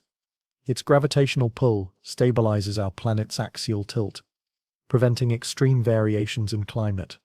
Without the moon, Earth might wobble more chaotically, leading to severe and unpredictable shifts in seasons and temperatures. This long-term stability could have been a crucial factor in the development and persistence of life. But the moon's influence isn't only physical, it is also cultural. From the earliest cave paintings to modern poetry, from calendars to navigation, the moon has guided human understanding of time and space. Its phases became a natural clock, Its eclipses inspired awe and mythology. Its serene glow linked our ancestors to the heavens, offering a sense of rhythm and return in a chaotic world. Geologically, the moon is a window into the past. Unlike Earth, it lacks plate tectonics, weather, and erosion. Its surface preserves a record of ancient impacts, lava flows, and crustal formations, offering clues to the early history of the solar system. The dark, flat plains known as Maria were once seas of basaltic lava, erupted from the moon's interior after the impact. The brighter highlands are older, heavily cratered, and tell of a time when the solar system was a violent shooting gallery. Astronauts who walked the lunar surface brought back samples that helped confirm its history. The rocks were ancient, some over 4 billion years old. They revealed not only the moon's composition but also hints of water trapped in volcanic glass beads, suggesting that the moon may not be entirely dry. Later missions and satellite data have revealed ice at the lunar poles, preserved in permanently shadowed craters, never touched by sunlight. These discoveries have implications beyond science. They fuel the dream of returning to the moon, of building bases, extracting resources, and using it as a stepping stone for deeper exploration. The moon, once distant and mysterious, now becomes part of the human frontier, a place where we might live, experiment, and launch missions to Mars and beyond. But as we look forward, the moon still holds mysteries. The exact details of the impact that formed it remain debated. Some models suggest a low-angle collision, others propose a fast-spinning Earth, or a vaporized disk entirely. Simulations grow more complex, adjusting parameters and assumptions, trying to match the chemistry, the orbits, the thermal evolution. There are also questions about what Theia was. Was it a fully formed planet? A protoplanetary fragment? Some theories even suggest Theia is responsible for delivering large amounts of water to Earth. Perhaps one of the reasons our planet became habitable while others remained dry. Study of moons around other planets adds context. Many gas giants host multiple moons, some of which formed from the same disk of gas that birthed their host. Others were captured or born from collisions. Jupiter's Ganymede and Saturn's Titan are larger than Mercury, with subsurface oceans and complex atmospheres, and yet our moon, though airless and stark, remains unique in its formation and its influence on its parent planet. No other rocky planet in our solar system has a moon so large in proportion to its size. Mars has 2 tiny captured asteroids, Mercury and Venus have none. Earth stands alone, a rocky world with a partner forged in fire, guiding its tides, steadying its axis, and lighting its nights. The legacy of the moon is written, not only in rock, but in the behavior of the planet it orbits. It has influenced Earth's climate, evolution, and rotation. It may have sparked early biological cycles by providing rhythmic tidal pools. Its eclipses revealed the roundness of Earth. Its orbit became the first cosmic distance measured by ancient astronomers. And in return, Earth has shaped the moon. Its gravity has locked the moon into synchronous rotation, so that one face always points toward us. This tidal tolling creates the familiar near side, covered in dark Maria, and a far side, mysterious and mountainous, only glimpsed directly by spacecraft in recent decades. The interplay between these two bodies is delicate and ongoing. Their mutual dance continues, slowly evolving over time. The moon will keep drifting outward, Earth's days will keep lengthening. The tides will continue to shape coastlines and climate, etching the moon's silent influence into the geology of our world. The moon, then, is not just a relic of impact. It is an active participant in Earth's story. Born in fire, raised by tides, sculpted by time, and still, it rises. Water flows across our planet in oceans, lakes, rivers, and clouds. It covers more than 2/3 of Earth's surface, carves valleys, sustains ecosystems, and fills the cells of every living organism. And yet, this essential ingredient of life is not native to the early Earth. The origins of water, how it came to be here in such abundance, are not simple. They are buried in the cold depths of space in ancient collisions, and in the icy relics of the solar system's chaotic youth. In the earliest moments after Earth's formation, the planet was far from habitable. It was hot, violent, and bombarded by debris. Any initial water would have been lost, boiled off by impacts, stripped away by solar winds, or absorbed into the molten mantle. The surface was a world of lava and gas, scorched and dry. The water we see today must have arrived later, delivered from beyond the inner solar system by cosmic couriers carrying frozen cargo. One leading theory points to asteroids. These rocky bodies, especially those from the outer asteroid belt, contain hydrated minerals rocks that include water locked in their structure. If enough of these water-rich asteroids collided with the Earth during its early years, they could have supplied a significant portion of the planet's water. This process, though slow and seemingly chaotic, would have gradually built up our oceans over millions of years. Another candidate is comets. These icy wanderers from the edges of the solar system are composed largely of frozen water, along with dust, organic molecules and volatile compounds. When comets strike a planet, they release vast amounts of water vapor, potentially adding to the surface reservoirs. For a long time, comets were the favored source of Earth's water. They carry not only water, but complex organic materials, ingredients for life itself. But there's a catch. Water has a fingerprint, a specific ratio of hydrogen to its heavier isotope, deuterium. Scientists compare this ratio in Earth's oceans to that found in comets and asteroids. Surprisingly, many comets have too much deuterium. Their water doesn't match Earth's, suggesting they played a smaller role than once thought. On the other hand, certain carbonaceous chondrites, primitive meteorites from asteroids, show a closer match, making them more likely contributors. This has led to a refined view that the majority of Earth's water likely came from asteroidal sources, with a smaller contribution from comets. These bodies, forming in the cooler outer regions of the solar system, preserved water, ice and delivered it inward during a period known as the Late Heavy Bombardment. This era, roughly 4 billion years ago, was marked by a spike in impacts, as leftover debris from planetary formations swept through the inner solar system. The timing is significant. This influx of water and organic material came just before the earliest signs of life appear in the fossil record. The idea that impacts could have both sterilized and seeded the early Earth is compelling. Each collision brought energy, heat and chemistry, reshaping the crust and atmosphere while delivering the ingredients for oceans and prebiotic evolution.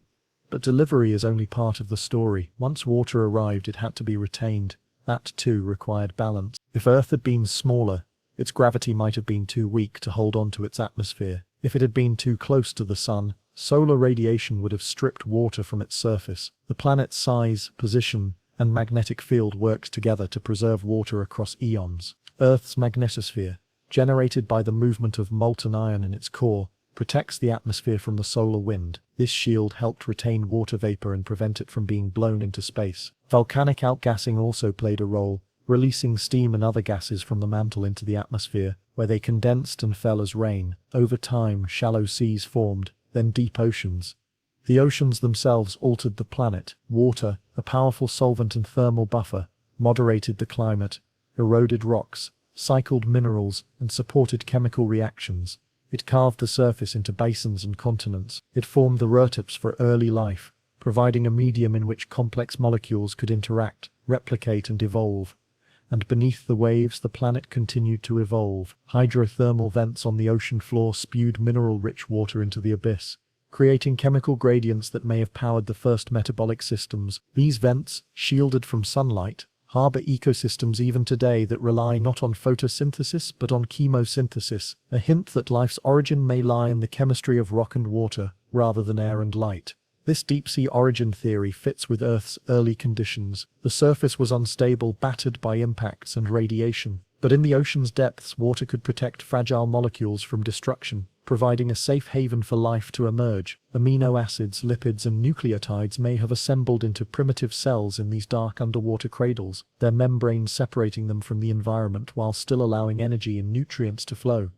Once life began, water continued to play its indispensable role. It facilitated cellular reactions, transported materials, and enabled growth and reproduction. It linked molecules into proteins, nucleic acids, and enzymes. Even today, water makes up most of the mass of living cells and acts as the solvent of biology. Life as we know it is inseparable from water, not only because it emerged in it, but because it still depends on it at every level. The presence of water has also shaped Earth's geology and climate. It drives the water cycle, evaporation, condensation, precipitation, and helps regulate global temperature through heat capacity and ocean currents. It powers erosion, sedimentation, and plate tectonics. Water lubricates the movement of crustal plates, recycles carbon through subduction, and creates the conditions for continents and climate zones. And so water is not just a visitor or a resource, it is a sculptor, a memory, a force that both preserves and transforms. Its molecules may be billions of years old, passed from ancient asteroids to our oceans, from clouds to rivers, from blood to breath. Every drop is part of a cycle older than civilization, older than life, older than Earth itself. Beyond Earth, water exists in many forms. Ice covers the poles of Mars. Geysers erupt from the icy moons of Jupiter and Saturn. Subsurface oceans may lurk beneath the crusts of Europa, Enceladus, and Titan. On distant exoplanets, water may form clouds, seas, or even float as vapor in alien atmospheres. Its presence is a clue, a signal that life might exist elsewhere, or that the conditions for it once did. The search for water in the cosmos is the search for habitability. Space missions like Europa Clipper and JUICE aim to probe these distant oceans. Telescopes scan exoplanets for spectral signatures of water vapor, and meteorites that fall to Earth continue to bring evidence of water-bearing minerals from beyond. Each discovery adds to our understanding of how water moves, persists, and transforms across the cosmos. It is not rare, it is not unique to Earth. But here, on this blue planet, water found a balance. It arrived in time, stayed in place, and supported a chain of chemistry that led from dust to life. It filled valleys, nourished forests, carved canyons, and mirrored the stars. And it still moves, falls, freezes, and flows, linking past and present in an unbroken thread of motion and memory. In the quiet cradles of ancient oceans, something extraordinary began. The elements forged in stars, the molecules delivered by comets, and the water that pooled across Earth's surface, combined into something new. Not merely a chemical reaction, not simply a sequence of bonds and breaks, but life. A process that replicates, adapts, and remembers. A phenomenon that would come to transform the face of a planet and reflect on its own origins. Billions of years later, the line between chemistry and biology is not a sharp one. It is more like a gradient, an ascent from simple molecules toward complexity, from inanimate matter towards systems that organize themselves, preserve information, and evolve. The early Earth, with its volcanic heat, mineral-rich seas, and frequent impacts, was a laboratory unlike any we can build today. Here, energy flowed constantly, lighting danced across the sky. Ultraviolet radiation bathed the surface. Hydrothermal vents spewed hot, mineral-laden fluids into the dark ocean floor. These vents created chemical gradients, differences in temperature, pH, and composition, that could have driven reactions far from equilibrium. And it is in such environments that many scientists believe the building blocks of life assembled. The first step was the formation of organic molecules, simple compounds like methane, ammonia, and water, present in Earth's early atmosphere, can, when energized, form amino acids, nucleotides, and lipids. Experiments in the 20th century showed that these precursors to life can arise spontaneously under conditions thought to mimic early Earth. But forming the ingredients is only the beginning. These molecules had to become more than random soup. They needed structure. They needed replication. They needed something akin to memory. And perhaps the most promising candidate for this transitional role is RNA. Ribonucleic acid is a molecule capable of both storing genetic information and catalyzing chemical reactions. Unlike DNA, which is more stable but less versatile, RNA may have served as both blueprint and tool in the earliest life forms. In what's known as the RNA world hypothesis, life began with self-replicating RNA molecules, chains of nucleotides that could copy themselves, make mistakes, and evolve. In this model, some RNA molecules folded into shapes that allowed them to catalyze their own replication or enhance the reactions around them. These ribozymes, as they're called, could give certain sequences an advantage, allowing them to outcompete less effective molecules. Evolution in a primitive form had begun. Eventually, other molecules joined the party. Proteins formed from amino acids offered a new class of tools, enzymes that could speed up reactions with great specificity. Lipids, with their hydrophobic and hydrophilic ends, self-assembled into membrane spheres and bilayers that enclosed other molecules. These primitive vesicles may have protected RNA and other fragile compounds from the environment, forming protocells, the first true precursors to life. A protocell is not a living cell in the modern sense, but it is a crucial step. It contains compartments, it maintains a boundary, it may carry RNA or other replicators within it. And as these protocells grew and divided, perhaps through simple physical processes like swelling and splitting, they allowed natural selection to act. Some enclosed more efficient replicators, some trapped useful enzymes. Some withstood heat, or salinity better than others. Over time, those that could replicate more successfully left more copies. Structures stabilized, systems grew more complex. Eventually, DNA replaced RNA as the primary storage of genetic information, offering greater stability and longer sequences. Proteins diversified, carrying out a vast array of cellular tasks, and true cells, with metabolism and reproduction, emerged from the molecular haze. These first cells were likely simple prokaryotes, lacking nuclei or internal compartments. They fed on the chemicals in their environment, performing anaerobic metabolism in the absence of oxygen. For hundreds of millions of years, life remained microscopic, single-celled and confined to water. But even in this simplicity, it was profoundly successful. Some of these early cells developed photosynthesis, a way to capture energy from sunlight and convert carbon dioxide into sugars. This ability, first seen in cyanobacteria, had a side effect. It released oxygen as a waste product, and oxygen, though toxic to many early life forms, would go on to reshape Earth's atmosphere, surface chemistry, and future evolution. The Great Oxidation Event, around 2.4 billion years ago, marked a planetary shift. As oxygen built up in the atmosphere, it reacted with surface minerals, created new chemical cycles, and formed the ozone layer that protects life from ultraviolet rays. It also forced organisms to adapt or die. Many anaerobic species were driven to extinction or forced into isolated environments. But for others, oxygen became an opportunity. Aerobic respiration, a way to extract far more energy from food, emerged, paving the way for more complex life. And as cells grew more efficient, they also grew more elaborate. Some engulfed other cells without digesting them, forming symbiotic relationships. These captured cells evolved into organelles like mitochondria and chloroplasts, giving rise to eukaryotic cells, the kind found in all plants, animals, and humans. Eukaryotes, with their internal structures and genetic complexity, enabled a new level of biological architecture. Cells could specialize, communicate, and organize into tissues. Life was no longer confined to floating single cells. It began to build, to branch, to form the first multicellular organisms. This leap, from single cells to colonies and then to true multicellular beings, took time. But once it occurred, evolution accelerated. Cells differentiated into types: muscle, skin, nerve. Organisms grew larger, developed new forms, and began to sense, move, and respond to their environment. Around 600 million years ago, the oceans filled with strange, soft-bodied creatures, an early bloom of complexity known as the Ediacaran biota. Then came the Cambrian explosion, a dramatic burst of evolutionary innovation that produced the ancestors of most modern animal groups. Eyes evolved, shells appeared, predators emerged. Life became more dynamic, more interactive, and more competitive. Ecosystems formed, food chains developed, the biosphere entered a new phase. All of this, every cell, every gene, every adaptation, can be traced back to that early chemistry, to the moment when molecules began to replicate, mutate, and preserve information. Life is not a separate phenomenon from the universe. It is an expression of it, a continuation of the same processes that formed stars, planets, and oceans, guided not by intent but by possibility and persistence. Today, life exists in nearly every niche on Earth, in boiling hydrothermal vents, in frozen Antarctic lakes, in deserts, caves, clouds, and deep within the crust. It has become astonishingly adaptable, diverse, and resilient, and yet at its core, it remains a dance of atoms and molecules, carbon chains, water, energy, and time.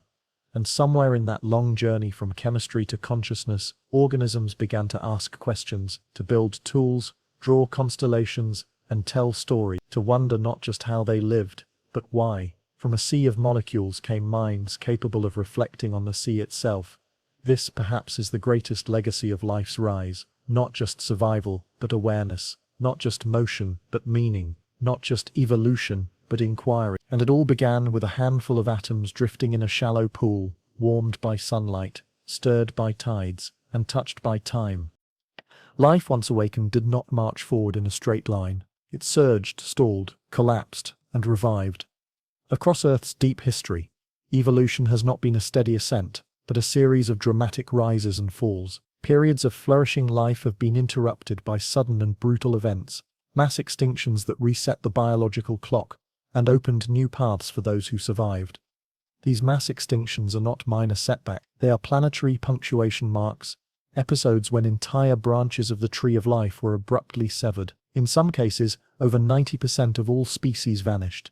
And yet, from these dark intervals, new forms of life emerged, resilient, different, adapted to new worlds shaped by catastrophe. The fossil record preserves the scars. Layers of rock reveal abrupt disappearances, chemical anomalies, and sudden changes in biodiversity. By studying these strata, scientists have identified 5 major mass extinctions in Earth's past, each triggered by forces immense enough to reshape the biosphere. The first of these, the Ordovician Silurian extinction, occurred around 433 million years ago. At that time, life was still confined to the oceans. Complex marine ecosystems thrived with trilobites, brachiopods, and coral-like organisms, but a sudden global cooling, likely triggered by glaciation and falling sea levels, devastated shallow marine habitats. An estimated 85% of marine species disappeared. The survivors retreated to deeper or more stable environments, and evolution began again with a narrower set of tools. Next came the Devonian extinction about 3072 million years ago. This event unfolded over millions of years, possibly as a series of smaller crises. The causes are still debated: volcanism, anoxic oceans, asteroid impacts. But the result was the loss of 75% of species. Reef systems collapsed. Armored fish known as plecoderms vanished. And yet, in the aftermath, vertebrates began to explore land more aggressively, setting the stage for terrestrial ecosystems. The most devastating extinction occurred at the end of the Permian period, 202 million years ago, known as the Great Dying. It was the closest life ever came to being completely extinguished. Over 90% of marine species and 70% of terrestrial species perished. The precise cause remains a subject of intense study, but the leading hypothesis involves massive volcanic eruptions in Siberia, the Siberian Traps. These eruptions flooded the atmosphere with carbon dioxide and methane, triggering rapid global warming, ocean acidification, and widespread anoxia. As marine life suffocated, terrestrial ecosystems collapsed under the weight of heat and toxic gases. Forests burned, deserts spread, the air became difficult to breathe. For millions of years afterward, Earth was a hot, hostile planet. Recovery was slow, but it did recover. From this bleak landscape, new lineages emerged. Early archosaurs, the ancestors of dinosaurs and birds, took advantage of the vacant niches. Synapsids, the distant ancestors of mammals, also diversified. The Triassic period saw life begin to rebuild itself with fresh momentum. Then, around 20,000 million years ago, came the Triassic-Jurassic extinction. This event eliminated many of the early competitors of dinosaurs, clearing the ecological runway for their rise. Volcanic activity associated with the breakup of the supercontinent Pangaea is a likely culprit, releasing greenhouse gases and destabilizing climates once again. The fifth major extinction is the most famous, the Cretaceous-Paleogene event, 66 million years ago. This is the extinction that ended the reign of the dinosaurs and made room for mammals to thrive. It was fast, dramatic, and global. A massive asteroid struck what is now the Yucatan Peninsula in Mexico, creating the Chicxulub crater and unleashing devastation. The impact released more energy than 1 billion nuclear bombs. It vaporized rock, launched debris into the atmosphere, and ignited wildfires worldwide. The sky darkened. Photosynthesis ceased. Food chains collapsed. Within weeks to months, the surface of Earth became nearly uninhabitable for large organisms. And yet, once again, some life endured. Small mammals, birds, amphibians, and reptiles survived in burrows underwater or in isolated regions. In the absence of dinosaurs, mammals expanded, diversified, and evolved into the wide variety of forms we see today. Elephants, whales, primates, humans. Each extinction event, though tragic on a biological scale, was also an evolutionary reset. Old dominances fell, new traits became valuable. Evolution leapt forward through bottlenecks and rebounds. This interplay between destruction and renewal is one of the most striking features of Earth's story. It reveals a truth about life. It is not merely persistent, but reactive. It adapts to pressure, fills voids, and reshapes itself. This response to catastrophe. After each extinction, the fossil record shows bursts of innovation, new body plans, feeding strategies, locomotion methods, and ecological roles. Mass extinctions are not just markers of loss, they are moments of redefinition. They sculpt the trajectory of life on a planetary scale, changing not just who lives but what is possible. And yet, they are also warnings, because extinction is not always external. While impacts and volcanoes are natural, today's extinction pressures are increasingly driven by one species, our own. Deforestation, pollution, climate change, and habitat destruction are pushing many species toward oblivion.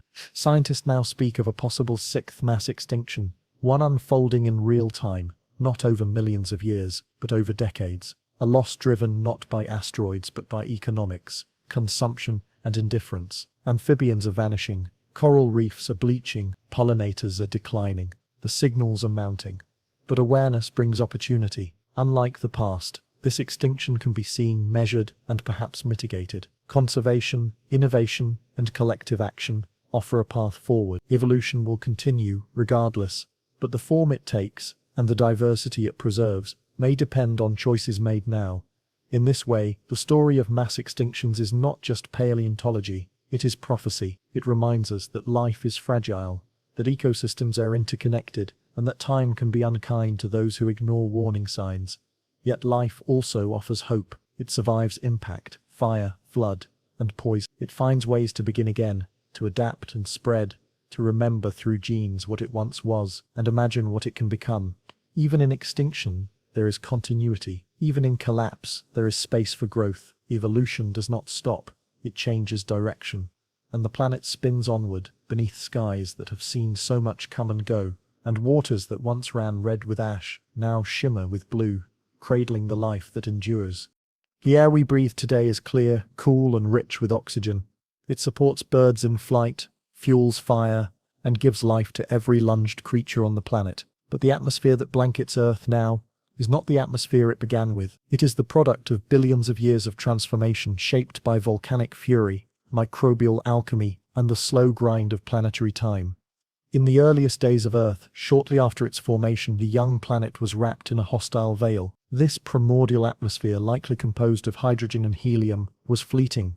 These lightweight gases, captured from the solar nebula, could not be held by Earth's gravity. The sun's radiation quickly stripped them away, sending them drifting into space. What came next was heavier and more enduring. Volcanic activity surged across the infant Earth, spewing vast quantities of gas into the sky. Water vapor, carbon dioxide, nitrogen, methane, and sulfur compounds poured from fissures and vents, building a dense and choking second atmosphere. There was no oxygen, no ozone, no protection from ultraviolet radiation. The surface simmered beneath thick clouds of gas, and life as we know it could not yet begin. And yet, this volcanic haze brought the first building blocks of change. Water vapor condensed and fell as rain, filling the basins and cooling the crust. Oceans formed. The carbon dioxide in the air slowly began to dissolve into these waters, reacting with rocks to form carbonate minerals. This began the long process of atmospheric moderation, the slow but steady drawdown of CO2 that would continue for eons. Still, for hundreds of millions of years, the skies remained unbreathable. Methane and ammonia floated in the air.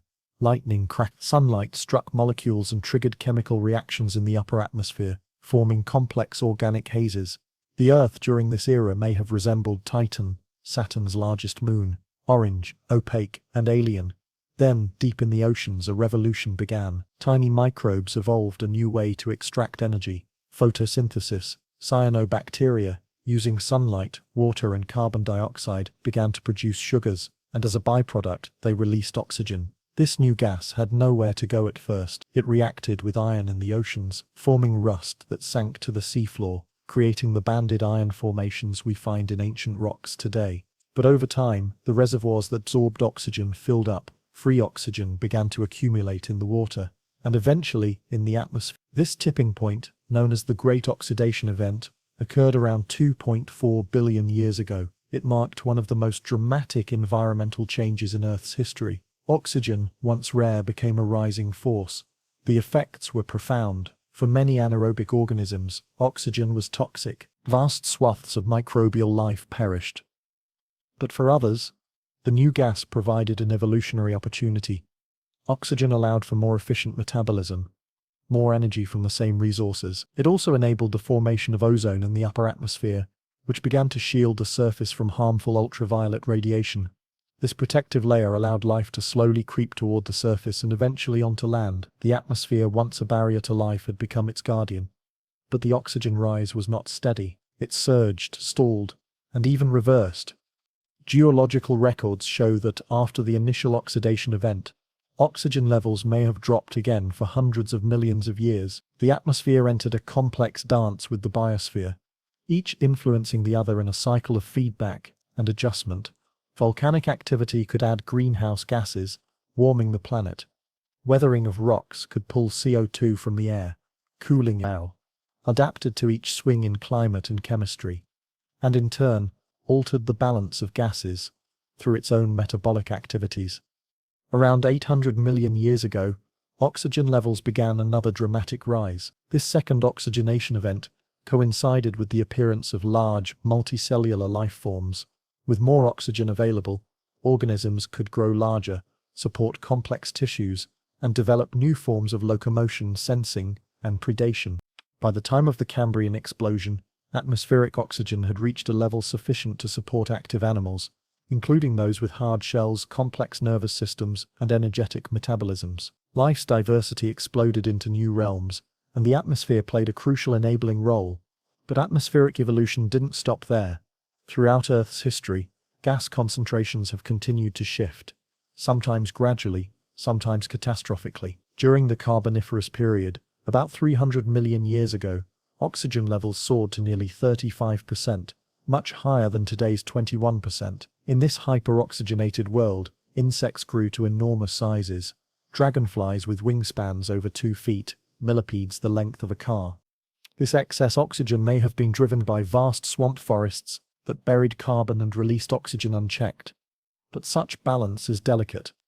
Eventually, geological and biological processes reabsorbed the carbon, oxygen levels dropped, and ecosystems shifted again. Atmospheric carbon dioxide has also varied widely. During ice ages, CO2 levels fell, cooling the climate. During periods of volcanic activity or mass extinction, CO2 surged, driving warming. These fluctuations are recorded in ice cores, sediments, and isotopic ratios, allowing scientists to reconstruct Earth's climate and atmosphere across deep time. Today, we live in an atmosphere of nitrogen, oxygen, argon, and trace gases. This mix supports not only life but weather, climate, and the global water cycle. Clouds form, rain falls, winds blow, all powered by the movement of air and heat. The atmosphere carries pollen, seeds, and spores. It shields us from radiation and moderates the planet's temperature through the greenhouse effect. And now humanity has joined the ranks of atmospheric influencers. In just a few centuries, we have added vast amounts of carbon dioxide and methane through the burning of fossil fuels, agriculture, and deforestation. These gases trap heat, alter weather patterns, and raise global temperatures. The modern atmosphere bears our signature. Climate change is a new chapter in this long story, a test of whether we can understand the systems we've altered and choose to guide them with knowledge and care rather than inertia. Even now, the atmosphere continues to evolve. Satellites monitor it, sensors measure its composition, models predict its future, and above us, it flows in endless motion, carrying water, heat, and memory from one corner of the planet to another. Every breath we take is a connection to the past, to the volcanoes that exhaled carbon, to the microbes that learned to photosynthesize, to the forests that oxygenated the air. It is a mixture of ancient gases, planetary feedback, and biological invention. And as we inhale, we draw in a story billions of years old, written not in stone but in the invisible currents of the sky. Picture a tree, not one rooted in soil but in time. Its trunk reaches backward into the ancient past, and its branches stretch outward into the diversity of all living things. Every leaf on this tree is a species, every fork, a point of divergence, every ring of growth, a record of transformation. This is the tree of life, a living map of evolution, drawn not with ink, but with DNA, fossils, and the ever-turning wheel of natural selection. The idea of common ancestry is not merely poetic, it is biological fact. Every organism alive today shares a lineage that traces back to a common origin, from bacteria in the soil to the birds in the sky, from towering redwoods to human beings. All are descended from a single population of simple, self-replicating cells that lived over 3 billion years ago. Evolution is the process that gave rise to this tree. Through mutation, variation, selection, and inheritance, organisms adapt to their environments. Beneficial traits become more common, new species emerge, old ones vanish. Over time, these small changes accumulate into vast differences, branching life into ever new forms. At the root of the tree, the earliest branches are microbial. For more than 2 billion years, life existed only as single-celled organisms. Bacteria and archaea, two domains of simple life, dominated the oceans, cycling carbon, nitrogen, and sulfur, shaping the planet's chemistry long before animals or plants arose. Eventually, a third domain appeared: eukaryotes. These complex cells, born from symbiosis, diversified into fungi, plants, and animals. From their lineages emerged the multicellular life that now populates every habitat on Earth. Some branches stayed simple, others exploded into variety. The insects, for example, are among the most diverse groups of animals, with millions of species adapted to every conceivable niche. Mammals, though fewer in number, evolved traits like endothermy, fur, and complex brains. Each major branch of life reflects a history of adaptation. Amphibians bridged water and land. Reptiles developed eggs that could survive on dry ground. Birds took to the skies, whales returned to the sea. The patterns are not linear. They are networks of divergence, convergence, and occasional genetic exchange. Some branches of the tree end abruptly. Extinction is the fate of most species. Of all the life that has ever lived, over 99% is now gone. Some disappeared slowly, others in sudden collapses brought by asteroid impacts, volcanic eruptions, or climate shifts. Each extinction event pruned the tree, clearing the way for new growth. The fossil record captures these changes. Impressions in ancient rock show how fish gave rise to tetrapods, how reptiles diversified after the Permian extinction, how feathered dinosaurs evolved into modern birds. Each fossil is a snapshot, a clue to where a branch once grew. But fossils are rare. Much of the tree's structure has been reconstructed through molecular biology. By comparing DNA sequences across organisms, scientists can estimate their relationships and the timing of their divergence. The closer two species' genomes, the more recently they shared a common ancestor. This is how we know that humans share about 98% of their DNA with chimpanzees. That all mammals descend from a common ancestor that lived around 200 million years ago. That all vertebrates, fish, amphibians, reptiles, birds, mammals, share a deeper lineage stretching back even further. Even more remarkably, the genetic code itself is nearly universal. The way DNA encodes proteins is the same in bacteria and humans. This consistency is strong evidence of a shared origin. An ancient language that life still speaks across billions of years. Within the tree, some traits have evolved multiple times independently. Eyes, for example, have appeared in various lineages, in insects, mollusks, vertebrates. Wings evolved in insects, birds, and bats, each shaped by different structures but performing similar functions. These are examples of convergent evolution, where similar solutions arise in response to similar challenges. Other traits were inherited from common ancestors. The limb bones in a human arm, a bat's wing, and a whale's flipper share the same underlying structure, even though they serve different purposes. These are homologous features, evidence of shared descent modified by adaptation. Evolution does not always proceed at the same pace. Some lineages, like horseshoe crabs or coelacanths, have changed little for hundreds of millions of years. Others, like cichlid fish in African lakes, have radiated into dozens of species in just a few thousand years. Environmental pressure, genetic potential, population size, and chance all influence the rate and direction of evolutionary change. There is no predetermined path. Evolution is responsive, opportunistic, and creative, endlessly generating diversity from simple rules. The tree is not a ladder of progress. There are no higher or lower species. Every organism alive today is equally evolved. Each has followed its own branch to the present. Bacteria are not primitive. They are masters of survival. Ferns, fungi, jellyfish, they all represent different answers to the question of how to live. And yet we humans have a unique position, not because we are above nature, but because we can understand it. We can trace our lineage, compare our genes, and build models of our ancestry. We can map the tree not just from fossils and bones, but from the very code inside our cells. This knowledge connects us to all life. It tells us that the bird outside your window is your cousin, that the oak tree in a forest shares a distant ancestor with the moss underfoot, that every organism carries within it a record of Earth's history, encoded not in language, but in molecules. The tree of life is not static, it continues to grow. New species form as populations diverge, old ones vanish as ecosystems shift. Humans have altered the tree, introducing species, driving others to extinction, and even manipulating genes directly. We are gardeners and disruptors, storytellers and subjects. And through all of this, the tree remains a symbol of connection, a reminder that the diversity we see around us is not random, but rooted, that all living things are bound by ancestry, variation, and the patient work of time.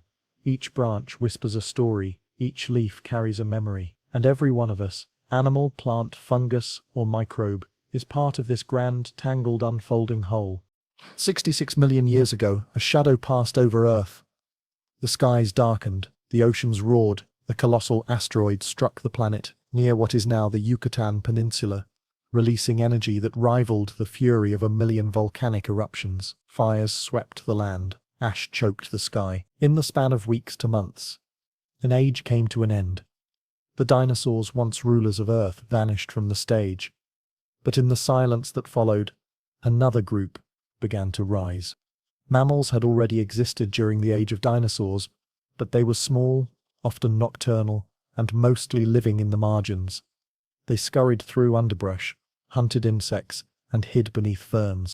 The extinction that ended the dinosaurs opened the door to a new era, one where mammals would no longer hide, but expand, diversify, and take on forms the world had never seen.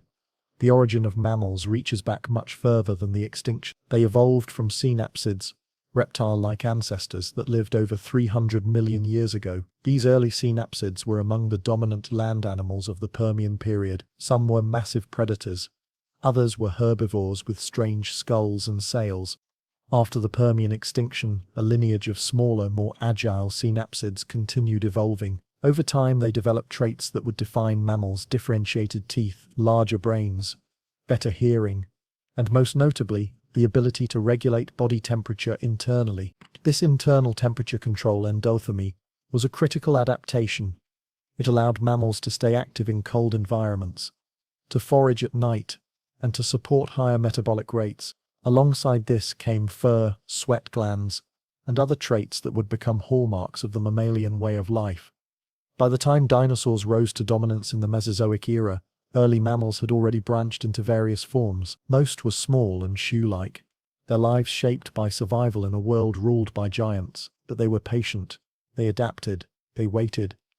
When the asteroid struck, and the giants fell, it was the mammals that were ready. Their small size helped them survive. Their burrowing habits shielded them from the worst of the aftermath. Their warm-blooded metabolism allowed them to thrive even in the dim and cooling world left behind. In the Paleocene and Eocene epochs that followed, mammals diversified explosively. In just a few million years, the Earth saw the emergence of strange and wonderful creatures: massive flightless birds, early whales returning to the sea, bats taking to the skies, and hoofed animals spreading across open plains. Some of these early mammals still resembled their ancestors. Others developed completely new lifestyles. The oceans filled with marine mammals like dolphins and manatees. The forests echoed with the calls of primates swinging from branch to branch. The open grasslands eventually gave rise to grazers, predators, and the fast runners that still roam today. The rise of mammals was also the rise of complex behavior. With larger brains came better senses, problem-solving abilities, and social structures. Mammals formed herds, packs, and family groups. They nurtured their young with milk, a trait unique to their class, allowing for prolonged care and learning. This investment in offspring fostered the development of intelligence. Elephants mourned their dead, dolphins used tools, primates taught one another. These behaviors laid the groundwork for communication, empathy, and culture. Over time, one branch of mammals began to walk upright. These early hominins evolved in Africa, adapting to changing climates and expanding savannas. Bipedalism freed their hands for tool use. Their brains grew larger. They learned to make fire, to hunt cooperatively, and to share knowledge across generations. This lineage eventually gave rise to Homo sapiens, humans. But the story of mammals does not end with us. From the tiniest shrew to the blue whale, Mammals continue to fill niches in every environment on Earth. They climb mountains, burrow underground, glide between trees, and swim through polar seas. They are defined not by size, but by their internal architecture: a backbone, warm blood, hair or fur, a neocortex in the brain, and always the secret inheritance, a legacy of survival, nurtured in darkness, sharpened by time. The success of mammals is not simply their biology. It is their ability to adapt behaviorally, to learn, to remember, to teach, to form societies, to communicate, to evolve not only through genes, but through shared knowledge and experience. And still, their history is visible. The inner ear bones of mammals are remnants of reptilian jawbones. The limbs of whales echo the structure of land-walking ancestors. The wings of bats reflect the bones of climbing mammals that once lived in trees. Mammals carry their history within them, both in their DNA and in their design. And that history is long, branching, and full of resilience. Even as the Earth changed, ice ages, advancing and retreating, continents drifting, sea levels rising and falling, mammals continued. Some went extinct, others flourished. Their diversity became a hallmark of the Cenozoic era, the age of mammals. In the modern world, mammals face new challenges: habitat loss, climate change, pollution. Extinction rates are rising, but so is awareness. Conservation efforts, rewilding, and ecological restoration are attempts to preserve not just individual species, but the complex web of life to which they belong.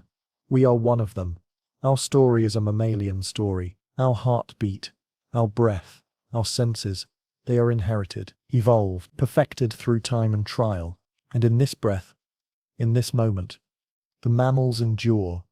From the forest floor to mountain peaks, from deep ocean to city street, they walk with us, beside us, within. Among the countless branches of the tree of life, one led to us, one branch of primates, shaped by time, terrain, and chance, eventually stood upright, gazed at the stars and asked where it came from. The story of humanity is not separate from the story of Earth. It is one of its most recent chapters, built on everything that came before: stars, oceans, cells, extinction, survival. We are primates, cousins to chimpanzees, gorillas, and orangutans. Our hands grasp, our eyes face forward, our brains process the world in 3 dimensions. These traits were honed in forests, adaptations for life among trees, depth perception to swing and leap, opposable thumbs to grasp and groom, social bonds to survive in groups. The earliest primates appeared more than 60 million years ago, not long after the fall of the dinosaurs. They were small, nocturnal, and lived in the canopy. Over time, some adapted to daylight, developed better vision, and grew larger brains. As forests changed, and new environments emerged, some primates left the trees and explored the ground. It was in Africa, between 5 and 7 million years ago, that our lineage split from that of our closest relatives, the chimpanzees. The early hominins were upright walkers. Bipedalism freed their hands, changed their spines and hips, and allowed them to move efficiently across open terrain. Fossil evidence tells us about these early ancestors: Sahelanthropus, Ardipithecus, Australopithecus. Each name marks a step in the gradual transition from ape to human. Their skulls show a forward-shifting foramen magnum, indicating upright posture. Their teeth suggest dietary change. Their bones carry the marks of both climbing and walking. One of the most famous is Australopithecus afarensis, best known from the fossil named Lucy. She lived about 3.2 million years ago, stood about a meter tall, and walked upright, but she still had long arms and curved fingers, evidence of a life still partly in the trees. Around 2 million years ago, a new kind of hominin appeared: Homo habilis. This handy man was one of the first tool makers, using sharp stones to cut meat and process plants. Tool use expanded their diet and helped them survive in changing environments. From Homo habilis came Homo haptus, taller, more robust, with a larger brain and greater mobility. They controlled fire, cooked food, and migrated far beyond Africa. Fossils show Homo erectus reaching Asia and Europe, adapting to diverse climates, and surviving for nearly 2 million years. Other branches arose and disappeared. Homo heidelbergensis, Homo naledi, Homo floresiensis. Some were short, some tall, some with brains nearly our size, others with unique traits suited to island life or dense forests. Then came the Neanderthals, Homo neanderthalensis, stocky, strong, and cold-adapted.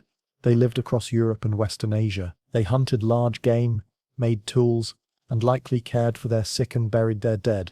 They were not primitive brutes, but intelligent social beings. Modern humans, Homo sapiens, emerged in Africa around 300,000 years ago. Our ancestors spread across the continent, evolving complex language, abstract thought, and symbolic culture. They painted, carved, sang, and danced. Around 70,000 years ago, a group of Homo sapiens left Africa and began to spread across the globe. As they moved, they encountered other hominins. In some cases, they interbred. Today, the DNA of many people carries traces of Neanderthals, Denisovans, and perhaps other unknown relatives. We did not completely replace them. We absorbed them. Their legacy lives on in our genes. Human migration was swift and vast. Within tens of thousands of years, our species reached Australia, Europe, Asia, and eventually the Americas. We adapted to deserts, tundra, rainforest, and mountain. We invented tools for hunting, clothing for warmth, shelters for safety. Around 12,000 years ago, some groups began to domesticate plants and animals. The agricultural revolution transformed human societies. Villages became towns. Food surpluses allowed population growth, writing, trade, and cities followed. Civilizations rose along rivers and coasts from Mesopotamia to the Nile, the Indus to the Yellow River. But this rise came with new challenges. Disease spread more easily. Inequality grew. The natural world, once wild and vast, began to shrink under human influence. Forests were cleared, rivers were dammed, species vanished. And yet, our curiosity endured. We built observatories and temples. We mapped the stars. We pondered time, origin, destiny. Our tools grew more precise, our questions more complex. The same minds that once carved stones now split atoms and sequenced genomes. Language allowed us to share knowledge. Stories became memory. Writing became history. Libraries, universities, and the internet are all extensions of a brain evolved, not just to think, but to teach and learn. And in this long unfolding, we became planetary stewards, capable of both wonder and destruction. We reached the moon. We built machines to see the edge of the observable universe. We created art that stirs emotion, centuries after its creation. But we also burned forests, changed climates, and pushed species to extinction. We invented weapons that could end us. Our intelligence, unmatched on Earth, became both a gift and a burden. To be human is to hold contradiction. We are animals, and yet more than instinct. We are driven by biology, yet we write symphonies. We feel joy, sorrow, awe. We shape the world, and we are shaped by it. And always, we are part of the same process that formed galaxies and stars. We are matter that thinks, stardust that reflects, life that looks at life and asks why. From primate to thinker, from forager to philosopher, from firelight to fiber optic. The arc of humanity is steeped in geology, biology, and time. In the blink of geologic time, the world changed. Grasslands that once echoed with footsteps of hunters and foragers became cities of stone, glass, and steel. Rivers that carried fish and silt became highways of commerce. Humanity had crossed a threshold, not just biologically, but culturally. Civilization had begun. Civilization is more than cities. It is the cumulative memory of a species. It is language passed through generations. It is the ability to write, to plan, to organize, and to build. It arises when people gather in numbers, when ideas are shared and preserved, and when knowledge can be refined across time. The first known civilizations grew near rivers. In Mesopotamia, between the Tigris and Euphrates, in Egypt, along the Nile, in the Indus Valley, in China's Yellow River Basin. These cradles of culture gave rise to agriculture, writing, mathematics, and statecraft. They marked the beginning of recorded history. Writing allowed memory to be externalized. No longer was knowledge held only in minds or stories. It could be carved into stone, inked onto papyrus, or etched in clay. Trade routes expanded. Religions flourished. Empires rose and fell. The pace of cultural evolution began to rival the pace of biological evolution, And in every generation a question returned. What is this place? Who are we? Why are we here? These questions shaped myth, religion, and eventually science. They led to telescopes, laboratories, libraries, and exploration. The stars that once guided travelers now became objects of study. The planets were mapped, the moon was measured, the sun was understood, not as a god, but as a nuclear furnace. Slowly, civilization turned its gaze from the Earth to the cosmos. Science emerged as a way of asking questions and testing answers. It was not static, it evolved. It grew through curiosity, failure, refinement. Ancient astronomers charted constellations. Greek mathematicians described geometry. Islamic scholars preserved and expanded classical knowledge. European scientists built telescopes and clocks, discovering the laws that governed motion, optics, and gravity. And with each step, our place in the universe shifted. Earth was no longer the center. The solar system became one of many. The Milky Way, once thought to be the whole of creation, became a single galaxy among billions. Civilization moved from observation to manipulation. We built machines, engines, radios, computers. We split the atom. We decoded the genome. We walked on the moon and sent probes to the edge of the solar system. We recreated the moments after the Big Bang in particle accelerators. And yet, even as knowledge grew, so did complexity. With the rise of agriculture came the rise of hierarchy. With cities came conflict. Resources were hoarded, borders drawn, wars fought, empires expanded and collapsed, sometimes leaving behind only ruins and records. But progress also meant cooperation. Roads connected cities, languages bridged regions. Shared myths, laws, and values allowed diverse people to live together. Libraries preserved thought. Universities became fountains of innovation. Civilization brought art and architecture. Cathedrals, pyramids, temples, paintings. It brought music and philosophy. It brought the idea of justice, of rights, of dignity. These were not perfect, not universal, but they emerged, slowly, unevenly, from the complexity of human experience. With the Industrial Revolution, the pace of change quickened. Machines replaced muscle. Cities swelled. Populations exploded. Fossil fuels powered factories and lit streets, but they also polluted air, warmed oceans, and altered ecosystems. In recent decades, the digital age has reshaped civilization again. Knowledge is now stored in silicon and servers. Ideas travel at the speed of light. A message can cross the planet in seconds. Yet we are also more fragile, tied to systems that rely on stability, infrastructure, and shared truth. And all the while, the planet spins. The same sun rises and sets. The same tectonic plates drift. The same climate engine turns. Civilization exists, not apart from nature, but within it, intertwined, vulnerable, and powerful. This brings us to the cosmic perspective. When we look beyond our cities and borders, beyond our era and species, we see Earth as it truly is, a pale blue dot, suspended in darkness, a world wrapped in thin air, surrounded by silence, a place where molecules became microbes, then minds. This perspective is humbling. It shows us that we are not the center of the universe, but it is also uplifting.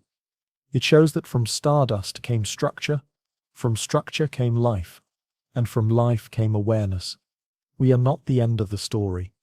We are a moment in it, a chapter in a book, still being written. The galaxies will continue to spin. The stars will continue to burn. One day, our species may change, evolve, or vanish, but the atoms in our bodies will go on, recycled into new forms, new possibilities. Civilization is young, a few thousand years in a universe nearly 14 billion years old, and yet it has brought forth poetry, compassion, mathematics, and memory. It has given us the ability to reflect, to look outward and inward and ask what it all means. This is our moment, to listen, to learn, to care for the planet that bore us, to build bridges rather than walls, to explore, not just space but understanding. The cosmos will not notice our quarrels, our noise, or our pride, but it might echo with our questions, and in our quiet moments we can still hear the pulse of the stars, reminding us that we are part of something vast, ancient, and beautiful. Everything that begins must evolve, and everything that evolves must, one day, end. The universe, vast and ever-expanding, is not static. It moves, stretches, cools. It is aging. Every star that forms, every galaxy that spins, every atom that bonds, each is a note in a grand symphony whose final cadence lies far beyond our time. But it will come. The fate of the universe is not a matter of if, but of how. We began with a bang, the sudden eruption of space, time, energy and matter, hot, dense, and bursting with potential. In the billions of years since, that heat has dissipated, that matter has assembled, and that energy has flowed into stars, galaxies, and life. But the expansion never stopped. The universe is growing, not into space, but expanding space itself. Galaxies drift farther apart, the sky darkens, the temperature drops. At the heart of the universe's future is a mystery, dark energy. This unseen force accounts for nearly 70% of the cosmos. It drives the acceleration of expansion. It pushes galaxies apart, faster and faster. Unlike matter or radiation, dark energy does not dilute as space expands. It remains constant or perhaps even grows. Its nature is not fully known, but its effects are profound. If dark energy continues as it does now, the universe will expand forever. This is known as the Big Freeze. Over time, galaxies will recede beyond visibility. Stars will burn out. Planets will go cold. Only black holes and remnants will remain. Eventually, even those will evaporate through a slow process known as Hawking radiation. In this distant future, the universe becomes quiet. Matter is spread thin. Energy is low. No new stars can form. No warmth remains. It is a cosmos of darkness and silence, a heat death, where entropy reaches its peak and change becomes impossible. But other endings are possible. Some models suggest dark energy may grow stronger. If so, it could tear apart galaxies, stars, planets, even atoms. This big rip would unravel the very fabric of matter in a final, accelerating catastrophe. Alternatively, dark energy could reverse. If its strength wanes, gravity might regain control, halting expansion and causing the universe to contract. Galaxies would fall together. Temperatures would rise.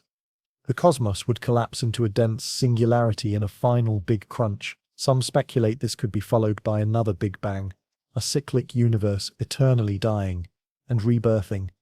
Each scenario leads to a different fate. Each depends on factors we are still trying to measure. The precise amount of dark energy, the mass of neutrinos, the shape of space itself. Telescopes like the James Webb Space Telescope, surveys of supernovae, and maps of the cosmic microwave background all contribute clues to this cosmic puzzle. But while the far future is uncertain, the next few billion years are more predictable. Our own sun, for instance, is halfway through its life. In about 5 billion years it will exhaust its hydrogen fuel. It will expand into a red giant engulfing Mercury and Venus, and perhaps even Earth. After shedding its outer layers, it will leave behind a glowing shell of gas, a planetary nebula, and a dense, cooling core called a white dwarf. This ember will shine for trillions of years before fading completely. By then, our galaxy will have changed as well. The Milky Way is on a collision course with the Andromeda Galaxy. In about 4 billion years the two will merge, their stars swirling into new shapes. Despite the name, this galactic collision will be more of a dance than a crash. Stars are so far apart that direct impacts are rare. The result will be a new, larger galaxy, perhaps an elliptical one, where the legacy of both galaxies will live on. The night sky, if anyone is still watching, will be filled with strange, brilliant patterns as galaxies blend and settle. But even these grand events are local. On cosmic timescales, they are the flicker of a candle. In 10 trillion years, most stars will have burned out. In 100 trillion, star formation will cease. In a Google years, a 1 followed by 100 zeros, black holes will vanish. The universe will enter the degenerate era, followed by the black hole era, and finally the dark era. These names sound somber, but they are not the end of meaning. They are chapters in a book written by physics and time, a book that began with expansion and ends with stillness or reinvention. And through all of this, one thing remains certain. Everything we are is part of this story. The atoms in our bodies were forged in stars. The minds that ponder the universe are made of the same particles governed by the same laws as those in the most distant galaxies. We are not outside the universe, observing from a distance. We are within it, emerging from it, composed of it. We are the universe reflecting on itself, a brief flicker of awareness in a sea of silence. And that reflection may be the rarest thing of all. In a cosmos filled with dark matter, dark energy, and empty space, life is the exception, thought is the miracle, memory is the spark.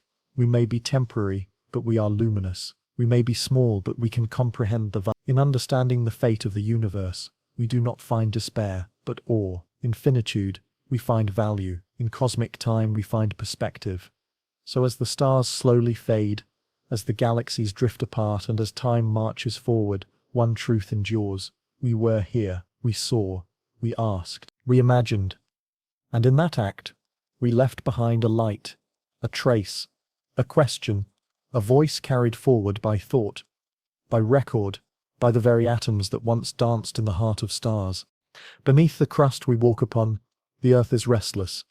Its surface, though appearing solid and still, is in constant motion. Massive slabs of rock glide, collide and slide past one another, shaping continents, opening oceans, building mountains and triggering quakes. This grand, unceasing movement is plate tectonics, the planet's engine of renewal, destruction, and transformation.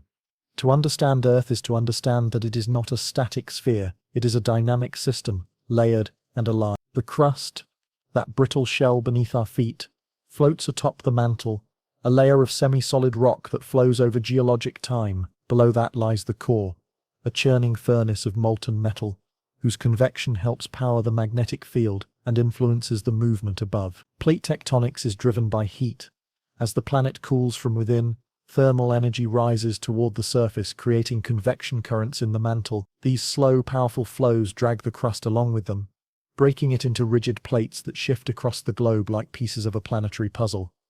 There are about a dozen major tectonic plates and many smaller ones. They include the Pacific Plate, the North American Plate, the Eurasian Plate, and others, each with its own boundaries, behaviors and consequences. Where plates meet, their interactions define the geological drama of the surface.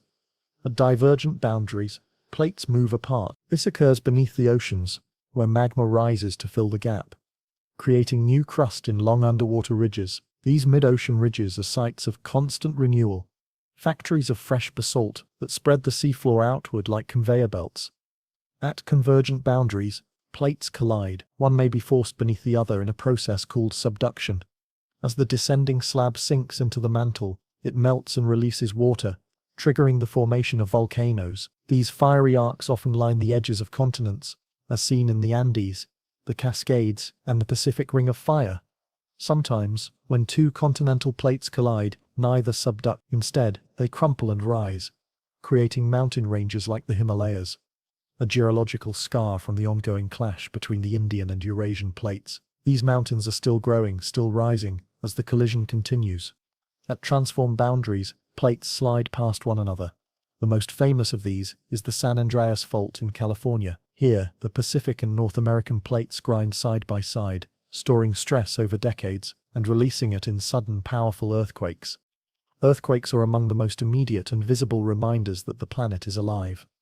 When plates lock and then release, energy radiates outward in waves that ripple through rock and soil. These tremors can be small and unnoticed, or large enough to reshape landscapes and cities. Volcanoes, too, are expressions of tectonic energy. Whether at subduction zones, rift valleys, or hotspots, they bring material from deep within the earth to the surface.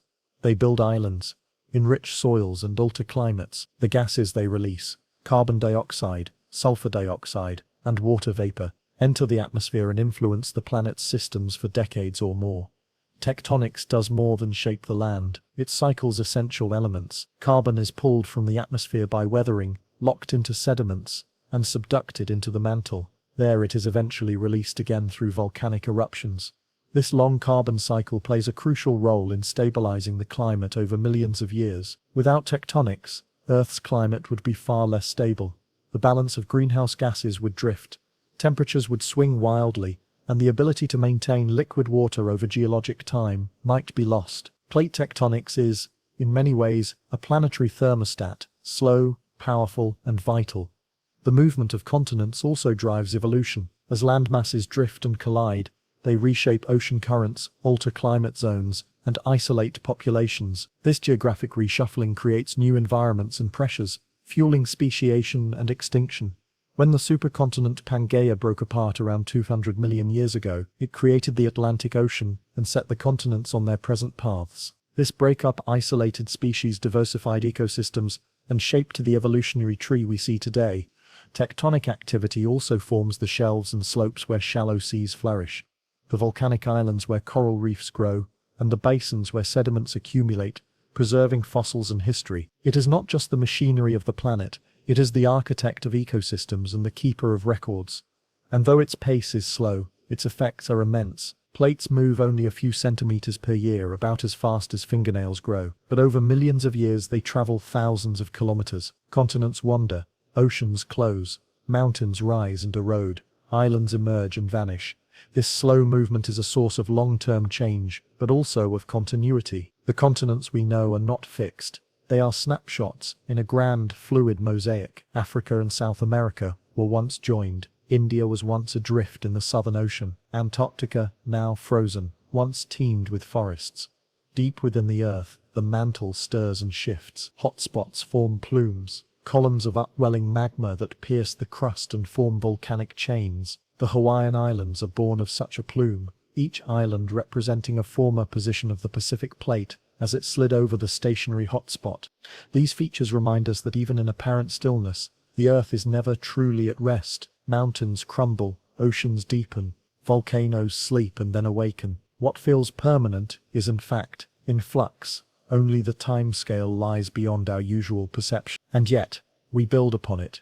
Cities rise near faults, farms flourish in volcanic soil. Civilization thrives along the boundaries of change, often unaware of the forces beneath. The same tectonic activity that brings destruction also brings fertility, mineral wealth, and geologic diversity. It is easy to forget that our planet is not a dead rock in space, but a breathing, shifting sphere of molten core and floating crust. Plate tectonics is one of the clearest signs that Earth is active, not just in its biology or atmosphere, but in its very bones. And long after we are gone, the plates will still move, continents will drift into new arrangements, mountains will rise and erode, the face of the planet will change again and again, each version becoming the foundation for what comes next.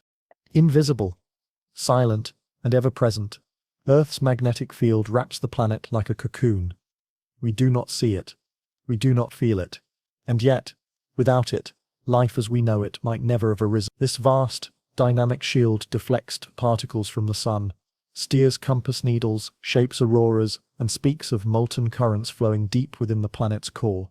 The origin of this field lies not in the crust or atmosphere, but in the heart of Earth itself. At the center, a solid inner core of iron and nickel spins within a sea of molten metal, the outer core. It is here, within this churning, conducting ocean of liquid iron, that the magnetic field is born. This process is known as the geodynamo. As the Earth rotates, and as heat escapes from the core into the mantle, convection cells form in the outer core. These flows of molten iron create electric currents, and like any moving charge, those currents produce magnetic fields. When these fields align and reinforce one another, a stable global magnetic field emerges, anchored to the planet, but dancing through time. Unlike a static bar magnet, Earth's magnetic field is fluid and shifting. Its poles wander across the surface, drifting slowly from year to year. Over geologic time, the field has even reversed entirely, flipping north and south in events known as geomagnetic reversals. These flips are chaotic and irregular, occurring every few 100,000 years on average, though the intervals can stretch to tens of millions. These reversals do not happen overnight. The process may take thousands of years, during which the magnetic field weakens, fragments and reforms. Fossilized minerals in volcanic rock, aligned with the magnetic field at the time of their formation, preserve a record of these past flips, like snapshots of Earth's electromagnetic pulse. But regardless of orientation, the field performs an essential role. It shields the planet from solar wind, a stream of charged particles ejected from the sun. Without this protection, the solar wind would gradually erode Earth's atmosphere, strip away lighter gases, and bombard the surface with radiation. This is no abstract threat. Mars, for example, once had a thicker atmosphere and liquid water on its surface, but without a magnetic field, it could not hold on to those conditions. Over billions of years, the solar wind peeled away its air, leaving behind a thin, dry shell. Earth's magnetic field creates a bubble in space called the magnetosphere. When solar particles strike this barrier, most are deflected or trapped in belts around the planet. These Van Allen radiation belts hum with charged particles, spiraling along magnetic field lines and bouncing between the poles. Some particles, however, do find their way to the upper atmosphere near the magnetic magmas. When they collide with atoms of oxygen and nitrogen, they excite these atoms to glow, painting the sky with auroras. These luminous curtains of green, red, and violet ripple and dance across polar skies, a living signature of cosmic interaction. The auroras are more than beautiful. They are a visible reminder of the magnetic field's constant defense. During solar storms, when the sun releases coronal mass ejections, vast clouds of magnetized plasma, the magnetosphere is compressed and shaken. These geomagnetic storms can cause bright auroras but also disrupt satellites, power grids, and communication systems. Monitoring the magnetic field is thus not just a scientific pursuit, but a practical one. Space agencies track its strength and position, model its fluctuations, and study its interactions with solar activity. The International Space Station orbits within this protective shield, and future missions to the Moon or Mars must consider how to replicate its effect. Animals, too, are sensitive to the magnetic field. Many migratory species, birds, sea turtles, even some insects, use magnetoreception to navigate. They sense the field's orientation and strength, using it like a compass to guide long journeys across land and ocean. The exact mechanisms are still not fully understood, but the evidence is growing. This invisible structure shapes more than physics. It touches biology, behavior, and survival. It is a quiet presence, woven into the routines of migration, the safety of infrastructure, and the planet's habitability. And yet, it is not permanent. The magnetic field waxes and wanes. Its strength has been declining over the past century, particularly in a region known as the South Atlantic Anomaly. This zone, off the coast of South America, experiences weaker magnetic protection and exposes satellites to higher levels of radiation. Some speculate that this weakening may be the prelude to another geomagnetic reversal, though such events unfold over millennia and are not predictable with precision. Even during a reversal, Earth would not be left entirely unshielded. The field becomes complex and multipolar, but it does not vanish. Life has survived dozens of such reversals in the past. Still, a weakening field could mean greater vulnerability to solar storms. As our civilization grows more dependent on satellites, electricity, and communication networks, our exposure to cosmic space weather becomes a more serious concern. The same force that once quietly protected early microbes now guards modern technology. And deep beneath our feet, the dynamo continues to churn. The outer core remains molten, agitated by heat from the solidifying inner core and the radioactive decay of heavy elements. These movements may be invisible, but their effects ripple outward to the atmosphere, the biosphere, and the space around Earth. Other planets offer contrast. Venus, with its slow rotation and lack of a magnetic field, suffers from a seared and suffocating atmosphere. Jupiter, on the other hand, has a magnetic field 10 times stronger than Earth's. Fueled by its rapid rotation and metallic hydrogen interior, its magnetosphere is enormous, stretching millions of kilometers and trapping radiation so intense that any human mission would require extreme shielding. Earth's field sits between these extremes, strong enough to protect, weak enough to permit life, variable enough to shape history. It is a pulse, a breath, a cloak spun from molten metal and planetary motion. And still, it drifts, responding to currents and forces we continue to study and model. Scientists use magnetic observatories, satellites, and mathematical simulations to understand how the geodynamo works, how it evolves, and how long it might last.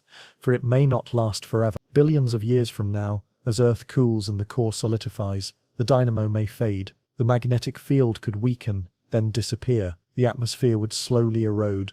Radiation would creep closer to the ground. But that time lies far ahead. Long after our sun has changed, long after Earth has transformed again. For now the field holds strong. It turns compasses north, paints the skies with light, guides the journeys of whales and butterflies, and shields the planet from storms we never see. Beneath the oceans, the Earth's crust is young, thin, and constantly renewed. But above the waves, great blocks of ancient rock stand defiant, continents. They rise above the seas, not by chance but by process. Their existence is the product of billions of years of geological artistry, shaped by pressure, temperature, and time. The continents are not just land masses, they are the high ground of the planet's memory, etched with stories from the deepest past. The Earth did not always have continents. In its infancy, the planet's surface was a molten sea of magma. As it cooled, the first solid crust formed, a thin and fragile skin. This early crust was likely composed of dense basaltic rock, similar to what forms the modern ocean floor. It was dark, heavy, and easily recycled back into the mantle by impacts or internal heat.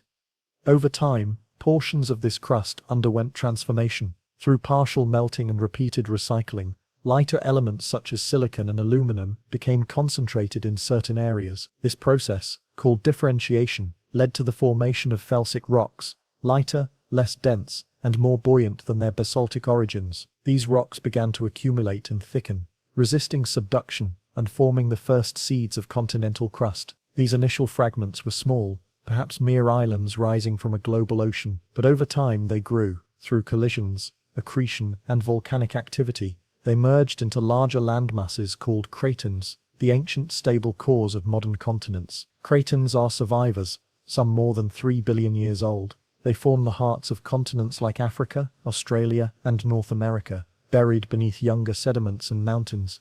Once a piece of continental crust forms, it tends to persist. Its low density prevents it from being easily subducted. It floats on the mantle like icebergs on water, thicker and more elevated than oceanic crust. This buoyancy is why continents rise above sea level, while ocean basins remain deep and broad. But continents do not remain fixed. Driven by the same tectonic forces that create earthquakes and volcanoes, they drift across the globe. Sometimes they gather into supercontinents, massive conglomerations of land that dominate the planet. Sometimes they break apart, forming new oceans and coastlines. This cycle of assembly and breakup has happened multiple times in Earth's history. The most recent supercontinent was Pangaea, which formed about 300 million years ago and began to split apart around 80 million years ago. Before Pangaea there was Rodinia, and before that Nuna. Each supercontinent left behind scars, mountain ranges, fault lines, mineral belts that tell the tale of its existence. As continents collide, their edges crumple and rise, forming mountain chains. The Himalayas, the Alps, the Appalachians, all are the products of continental convergence. These collisions thicken the crust, generate heat and pressure, and metamorphose existing rocks into new forms. Schists, gneisses, and marbles. Volcanoes also contribute to continental growth. When oceanic crust subducts beneath a continent, it melts and rises as magma, forming volcanic arcs along the margin. Over millions of years, these eruptions add new material to the continent's edge, building land outward. Another process, called terrain accretion, adds foreign land masses to existing continents. As plates move, they carry with them small islands, fragments of crust, and oceanic plateaus. When these collide with a continent, they may stick rather than sink, becoming permanent additions. Much of western North America is a patchwork of such accreted terrains. Sediment also plays a role. Rivers erode mountains and transport sediments to the coasts, where they accumulate in thick layers. Over time, these sediments are buried, compacted, and lithified into new rock, extending the land outward and adding to the continental mass. Together, these processes, crustal recycling, volcanic accretion, mountain building, and sedimentation, create and expand the continents. They give rise to plateaus, basins, valleys, and plains. They sculpt the land into forms both dramatic and subtle, from jagged peaks to rolling hills. But the story of continents is not just geology, it is biology, climate, and history. The position and shape of continents control ocean currents, wind patterns, and rainfall. They determine the boundaries of ecosystems and the routes of migration. They influence evolution by isolating species or connecting them. The formation of dry land also enabled a profound transition in life's history. Around 500 million years ago, plants began colonizing the land. Of roots to anchor them and vascular tissues to transport water, they stabilized soils, altered weathering rates, and began pumping oxygen into the air through photosynthesis. Soon after, animals followed. First arthropods, then amphibians, reptiles, and mammals. The presence of stable, nutrient-rich continents allowed complex food webs to develop. Rivers carved paths, lakes filled basins, soils formed from rock and decay, supporting forests, grasslands, and crops. The continents contains more than land masses. They became habitats, homelands, and stages for life's unfolding drama. Civilizations rose and fell on their shores. Cultures adapted to their climates and terrains. Mountains became borders. Rivers became trade routes. Deserts, jungles, and steppes became homes to the endless variation of human experience. Even now, the continents are changing. Africa is slowly colliding with Europe, raising new mountains. The Atlantic Ocean widens as the Americas drift away from Europe and Africa. The Pacific shrinks as its crust is consumed. A new supercontinent will one day form, perhaps in 2,000 million years, reshaping the globe again. Satellite data and GPS measurements reveal these movements with astonishing precision. We can watch the continents shift in real time, centimeters per year, accumulating into thousands of kilometers over eons. The face of Earth is never still, and beneath that face lies the memory of every mountain raised and every ocean closed. Continental crust carries within it circons, billions of years old, fossils of vanished creatures, and mineral veins formed by ancient heat and pressure. It is a living archive, a geological library where time is recorded in layers, folds, and faults. We walk upon this record daily. Every hill is a headline, every rock is a page, every continent is a chapter in the long and restless autobiography of Earth. Earth breathes in long, slow cycles. Its climate pulses with patterns that stretch across millennia. The winds that sweep across grasslands, the rains that feed rivers, and the ice that grips the poles are all part of a vast planetary engine. This engine is powered by the sun, steered by the oceans, buffered by the atmosphere, and guided by the tilt and rhythm of Earth itself. But Earth's climate has never been constant. It shifts and swings, warms and cools. Ice advances, then retreats. Deserts bloom, then vanish. These changes are not random. They follow patterns, some subtle, some abrupt, written into the rock, the ice, and the air itself. To understand climate is to understand the interaction of many systems. The sun provides the energy. The atmosphere traps and redistributes it. The oceans store and transport heat. Ice reflects sunlight. Land absorbs it. Life responds, and in turn, changes the balance. Let's begin with the most dominant force, solar radiation. The sun's energy reaches Earth in the form of light and heat. Some of this energy is reflected back into space by clouds, ice, and bright surfaces. The rest is absorbed by the land, oceans, and atmosphere. This balance between incoming and outgoing energy determines Earth's temperature. The greenhouse effect plays a crucial role in this balance. Certain gases like carbon dioxide, methane, water vapor, and nitrous oxide trap heat in the atmosphere, preventing it from escaping into space. Without these gases, Earth's surface would be a frozen wasteland, unable to support life. But the concentration of these gases matters. Too much, and the planet warms excessively. Too little, and it freezes. Volcanic eruptions decaying organic matter, the respiration of living beings, and the chemical weathering of rocks all influence the levels of these gases over time. Earth's orbit also contributes to climate changes on long timescales. These cycles, known as Milankovitch cycles, involve slight variations in the shape of Earth's orbit, the tilt of its axis, and the wobble of its rotation. Over tens to hundreds of thousands of years, these changes alter the distribution of sunlight across the planet, triggering glacial and interglacial periods. During glacial periods, vast ice sheets cover much of the northern hemisphere. Sea levels fall as water becomes locked in ice. Deserts expand, forests retreat, species migrate or perish. Then, as the orbit shifts again, ice melts, seas rise, and warmth returns. We are currently living in an interglacial period, an interval of relative warmth following the last ice age, which ended about 11,700 years ago. Ice is more than just frozen water. It's a climate regulator. It reflects sunlight, cooling the planet. It locks away ancient air bubbles, preserving records of past atmospheres. Scientists drill deep into ice cores from Antarctica and Greenland to measure trapped gases, revealing a timeline of Earth's climate stretching back hundreds of thousands of years. These ice cores show a striking correlation between greenhouse gases and temperature. When carbon dioxide is high, the Earth is warm. When it's low, ice spreads. This evidence confirms the intimate link between atmospheric chemistry and planetary temperature. Oceans are the second major player in the climate engine. They cover more than 70% of the Earth's surface and absorb vast amounts of solar energy. They store heat, carbon, and nutrients, and they transport them across the globe via powerful currents. One of the most important of these is the thermohaline circulation, sometimes called the global conveyor belt, driven by differences in temperature and salinity. This system moves warm water from the tropics to the poles and returns cold, dense water back to the equator. It regulates regional climates, keeps the Atlantic relatively warm, and prevents polar seas from freezing solid. When this circulation is disrupted, the effects can be dramatic. Rapid melting of polar ice can freshen surface waters and block the sinking of cold water, slowing the conveyor. This may have happened during past climate shifts, contributing to sudden regional cooling.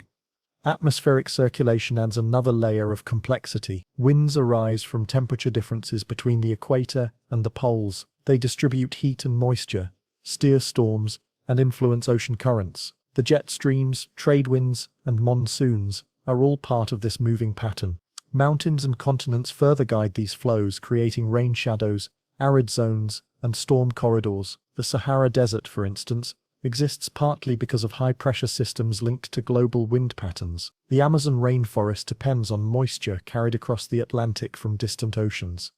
Life itself alters the climate. Plants absorb carbon dioxide. Forests change how much sunlight is reflected. Plankton in the ocean pump carbon into the deep sea when they die and sink. Even tiny changes in biology can ripple through the climate system over time. Humans have become part of this system too. Perhaps the most influential part in recent millennia. Since the Industrial Revolution, we have burned fossil fuels, cleared forests, and emitted billions of tons of greenhouse gases. Carbon dioxide levels are now higher than at any point in the last 800,000 years. This rapid change is driving a modern warming trend. Glaciers are melting, sea levels are rising, heat waves are becoming more frequent, weather patterns are shifting, ecosystems are under stress. The climate engine is no longer running on its slow, natural rhythm. It's accelerating. Scientists monitor this change using satellites, ocean views, weather stations, and climate models. They study the feedback loops, melting ice, warming oceans, permafrost thaw that could amplify warming further, and they explore ways to mitigate the damage by reducing emissions, restoring ecosystems, and adapting to inevitable changes.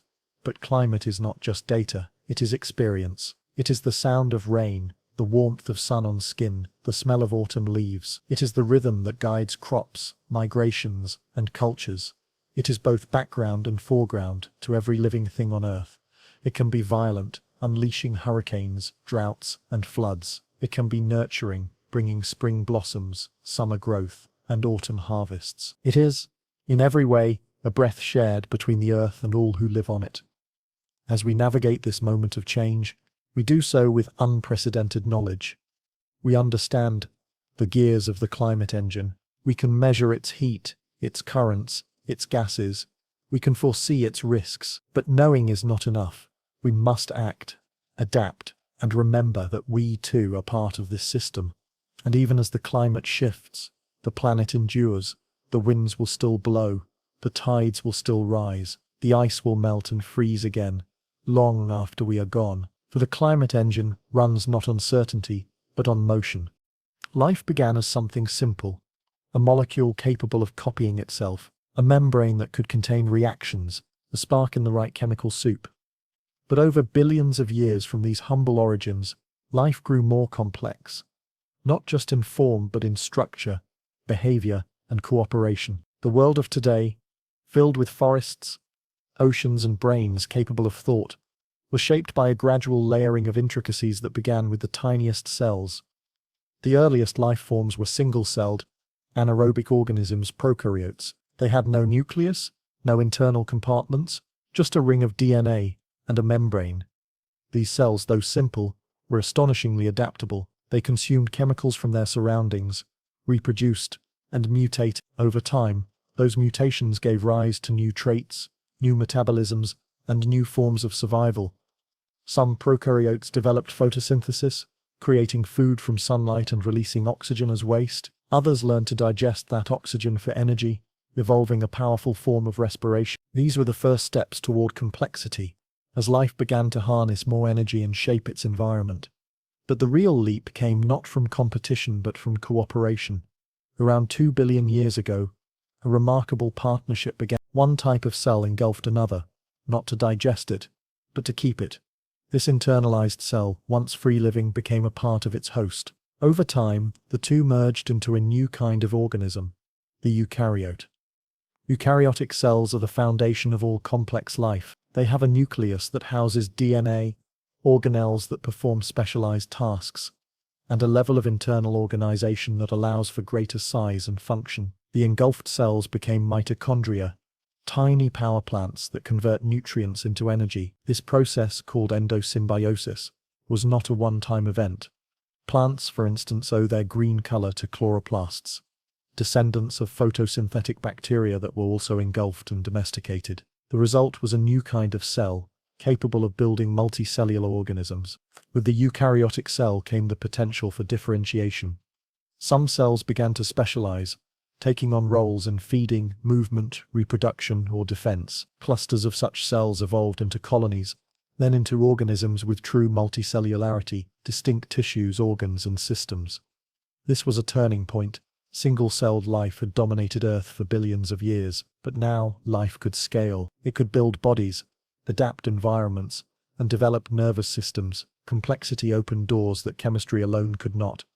Around 600 million years ago, multicellular life blossomed in the oceans. The Ediacaran biota, soft-bodied organisms, unlike anything living today, marked the beginning. Then came the Cambrian explosion, an evolutionary surge that produced the first animals with eyes, shells, legs, and segmented bodies. These new forms of life experimented with shape, symmetry, and behavior. Some became swimmers, some burrowers, some predators. Food chains formed, ecosystems emerged. Evolution, once slow and steady, became a whirlwind of innovation and extinction. At the cellular level, complexity was also growing. Genetic material became organized into chromosomes. Regulatory networks formed to control when and where genes were expressed. Communication systems evolved, chemical signals, electrical impulses, and eventually sensory organs. With each step, life became better at sensing, moving, reproducing, and surviving. Plants developed vascular systems to transport water. Animals formed skeletons to support movement. Brains evolved to process information and guide behavior. Eyes became more refined, ears more sensitive, limbs more agile. And still, the theme of cooperation persisted. Lichens formed from partnerships between fungi and algae. Corals relied on tiny photosynthetic organisms, living in their tissues. Insects and flowers evolved together, pollination becoming a mutual service. Even within our own bodies, complexity is layered with collaboration. The mitochondria in every cell still carry their own DNA, a remnant of their ancient independence. The human gut is home to trillions of microbes, bacteria that help digest food, produce vitamins, and influence health. We are not singular organisms, but living communities. The rise of complexity was not inevitable. It was built on survival, adaptation, and accident. Many organisms remained simple because simplicity worked, but in the right conditions with the right pressures, complexity could thrive. As life diversified, evolution sculpted new possibilities: arms for grabbing, wings for flying, scales, feathers, fur. Complexity enabled mobility, protection, competition, and innovation. Intelligence arose not as a goal, but as an advantage, one of many paths life could take. Some creatures developed memory, some language, some culture. Birds sang songs passed between generations. Primates learned tools, dolphins played, bees danced directions. Complexity in behavior mirrored complexity in biology. And eventually, one branch of life developed a new form of complexity: consciousness, the ability to reflect, to plan, to imagine. Not merely to survive, but to understand survival. Not merely to live, but to question life.